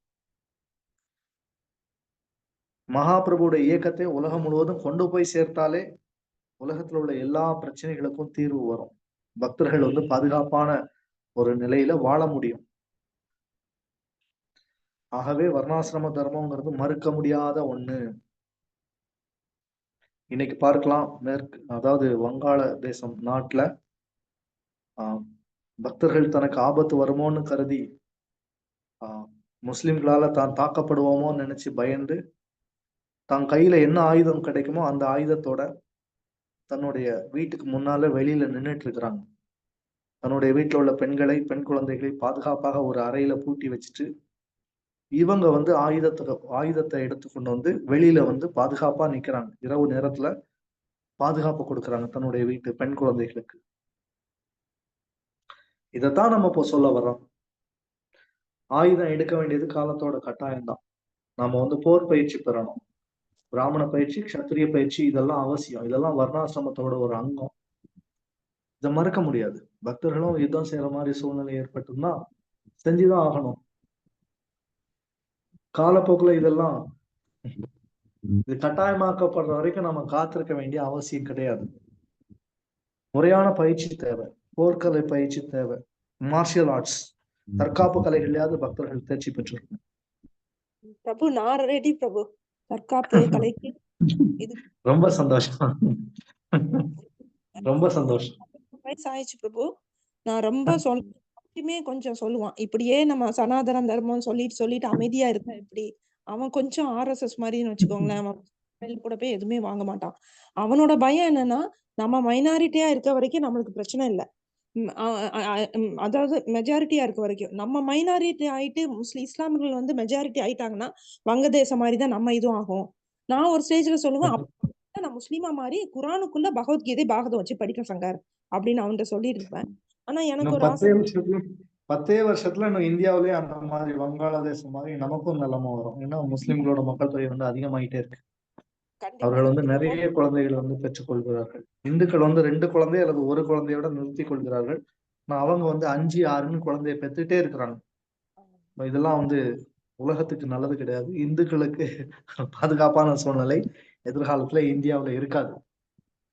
ஒரு 6 மாசத்துக்கு முன்னால கேரளாவுல வந்து திருவனந்தபுரம் தைக்காடு உமன் சில்ட்ரன் ஹாஸ்பிட்டல்ல 3 பெண்கள் வந்து பிரசவத்துக்கு அனுமதிக்கப்பட்டிருக்கிறார்கள். 3 பேருமே வந்து முஸ்லிம். அதுல ஒரு பெண்ணுக்கு 13 வயசு, இன்னொரு பெண்ணுக்கு 26 வயசு, இன்னொரு பெண்ணுக்கு 39 வயசு. இந்த 3 பேருமே பேத்தி, அம்மா, பாட்டி இந்த வயசு, இந்த உறவு முறையில 3 பேருமே பிரசவ வார்டுக்கு ஒரே நேரத்துல போயிருக்காங்க. இதெல்லாம் நம்ப முடியுதா? அவங்க மக்கள் தொகை எந்த அளவுக்கு வேகமா பெருகிட்டு இருக்கிறாங்க, நமக்கு எவ்வளவு ஆபத்து பின்னால வரப்போகுதுங்கிறது புரிய முடியுதா? புரியுது பிரபு. என் தம்பி இருப்பான் பிரபு. மெயினா இன்னொன்னு சொல்லுவான் பிரபு, இஸ்கான்ல ஏன் எல்லாரும் சன்னியாசம் வாங்கிட்டு இது பண்றாங்க, அவங்கதான் சொல்றாங்களே குடும்பஸ்தரா இருந்துமே நம்ம இது பண்ணலான்னு. அப்ப அந்த பெர்சன்டேஜ் காரங்களும் கல்யாணம் பண்ணிட்டா நம்மளுடைய சந்ததி வந்து விருத்தி ஆகுமே. ஒரு சொல்றான் இஸ்லாம்களை வந்து சன்னியாசம் இஸ்லாம் பக்தர்கள் நிறைய குழந்தைகள் பெற்றுக்கொள்ளணும். அப்பதான் அவங்களுக்கு போட்டியா அவங்க வந்து நாய் பன்றியோட சுபாவத்துல உள்ள குழந்தைகளை வந்து பெற்றெடுக்கிறாங்க. நாம வந்து தெய்வீகமான குழந்தைகளை வந்து பெற்றெடுக்கணும். இஸ்கான் கிரகச பக்தர்கள்லாம் நிறைய தவம் பண்ணணும். 64 மாலை 90 மாலைன்னு ஜபம் செய்யணும். அப்பதான் அவர்களுக்கு பிறக்கக்கூடிய குழந்தைகள் வந்து தெய்வீகமான நபர்களா இருப்பாங்க. அவர்களை கொண்டுதான் நாம இந்த உலகத்தையே ஆள முடியும். நிறைய குழந்தைகள் இஸ்கான் பக்தர்கள் பெற்றுக்கொள்ளணும். அது ஒரு நல்ல வழி. இருந்தாலும் முஸ்லிம்களோட நம்ம போட்டி போட முடியாது. அவங்களோட பாப்புலேஷன் ரொம்ப வேகமா ஆயிட்டு, நம்ம வந்து பேசிட்டு இருக்க நேரத்திலேயே முஸ்லிம்களோட மக்கள் தொகை வந்து அதிகமாயிடும். நம்ம இப்போ ஒரு 1.5 மணி நேரமா உபன்யாசம் கொடுத்துட்டு இருக்கிறோம். இந்த 1.5 மணி நேரத்திலேயே முஸ்லிம்களோட மக்கள் தொகை வந்து நம்ம சொல்ல முடியாத அளவுக்கு அதிகமாயிட்டு இருக்கு. எஸ்பெஷலி பெங்களூர்ல ரொம்பவே இருக்காங்க பிரபு. இப்ப எங்க ஸ்ட்ரீட்ல எடுத்துக்கிட்டீங்கன்னா 10 வருஷம் முன்னாடி எனக்கு 20 வருஷம் மேரேஜ் ஆகி 10 வருஷம் முன்னாடி கிறிஸ்டியன்ஸ் நிறைய இருந்தாங்க. இப்ப எல்லாரும் போயிட்டு இப்ப முஸ்லிம்ஸ் தான் இருக்கிறாங்க. அபார்ட்மெண்ட்ல இருந்து எல்லாருமே அந்த மாதிரி தான் ஆயிட்டு இருக்கு bro. ரோட்ல எங்க ஒரு போனாலும் ஊர்ல முஸ்லிம் முஸ்லிம்கள் ரெண்டு ஃபேமிலி தான் இருப்பாங்க ஒரு ஊர்ல. ஒரு 10 வருஷம் கழிச்சு பாத்தீங்கன்னா அந்த ஊர் மொத்தமுமே அவங்க தான் இருப்பாங்க. அதுக்கப்புறம் அவங்க வைக்கிறதா சட்டம், ஒண்ணும் செய்ய முடியாது. கேரள மாநிலம் முழுமையா வந்து இஸ்லாமிய மயமா மாறிடுச்சு. அடுத்து வந்து காஷ்மீர் முழுவதுமாக வந்து இஸ்லாமிய மயமா மாறிடுச்சு. அது மாதிரி உத்தரப்பிரதேசம் மாறிட்டு இருக்கு. பல மாநிலங்கள்ல முஸ்லிம்கள் மக்கள் தொகை வந்து அதிகமாயிட்டே இருக்கு. சுதந்திரம் வாங்கும் போது இந்துக்களோட மக்கள் தொகை வந்து 30 கோடி, முஸ்லிம்களோட மக்கள் தொகை வந்து 1 கோடி சுதந்திரம் வாங்கும் போது. இன்னைக்கு வந்து இந்துக்களோட மக்கள் தொகை வந்து 90 கோடி. நம்ம வந்து 3 மடங்கு அதிகமா இருக்கிறோம். முஸ்லிம்களோட மக்கள் தொகை வந்து 30 கோடி. நாம வந்து 3 மடங்கு அதிகமா இருக்கிறோம், அவங்க வந்து 30 மடங்கு அதிகமா இருக்காங்க. பாகிஸ்தான்ல சுதந்திரம் வாங்கின நேரத்துல இந்துக்களோட மக்கள் தொகை வந்து 14%. இன்னைக்கு வந்து ஒரே 1% தான். பங்களாதேஷ்லயும் அதே மாதிரிதான். ஏறக்குறைய வந்து சுதந்திரம் வாங்கின புதுசுல வந்து முஸ்லிம்களோட மக்கள் தொகை வந்து 60% தான், 40% இந்துக்கள். இன்னைக்கு வந்து 10% தான் வங்காளதேஷ்ல வந்து இந்துக்கள். பல ஐரோப்பிய நாடுகள் இன்னும் 5-6 வருஷத்துக்குள்ள இஸ்லாமிய நாடுகளா வந்து மாறும். இந்தோனேஷியா, மலேசியா இந்த மாதிரி நாடுகள்லாம் வந்து ஓவர் நைட், ஒரே நாள் ராத்திரியிலே வந்து முஸ்லிம் நாடுகளா வந்து மாறிச்சு. அத மாதிரி பல நாடுகள் மாறும். பல பிரச்சனைகள் இருக்கு. நாம வந்து விழிப்புணர்வா இருந்தா மட்டும்தான் சனாதன தர்மத்தை நம்மளால வந்து பாதுகாக்க முடியும். கடைசியில தர்மத்தை பாதுகாக்க வேண்டியது பகவானுடைய கடமை. நாம இந்த தர்மத்தின் வழி நிக்கணும். அதுதான் நமக்கு நம்முடைய கொள்கை வந்து அதுதான். ஹரே கிருஷ்ணா. நிறைவு செய்யலாமா? எல்லாரும் 8 மணிக்கு ராமாயண வகுப்புல கலந்து கொள்ளுங்கள். சம்ஸ்கிருத வகுப்பு வந்து திங்கட்கிழமையிலிருந்து ஆரம்பமாகும். வாஞ்சா கல்பதருபிஸ்ய கிருபா சிந்துப்ய ஏவ ச பதிதானாம் பாவனேப்யோ வைஷ்ணவேப்யோ நமோ நமஹ. மிக்க நன்றி பிரபு. ஹரே கிருஷ்ணா.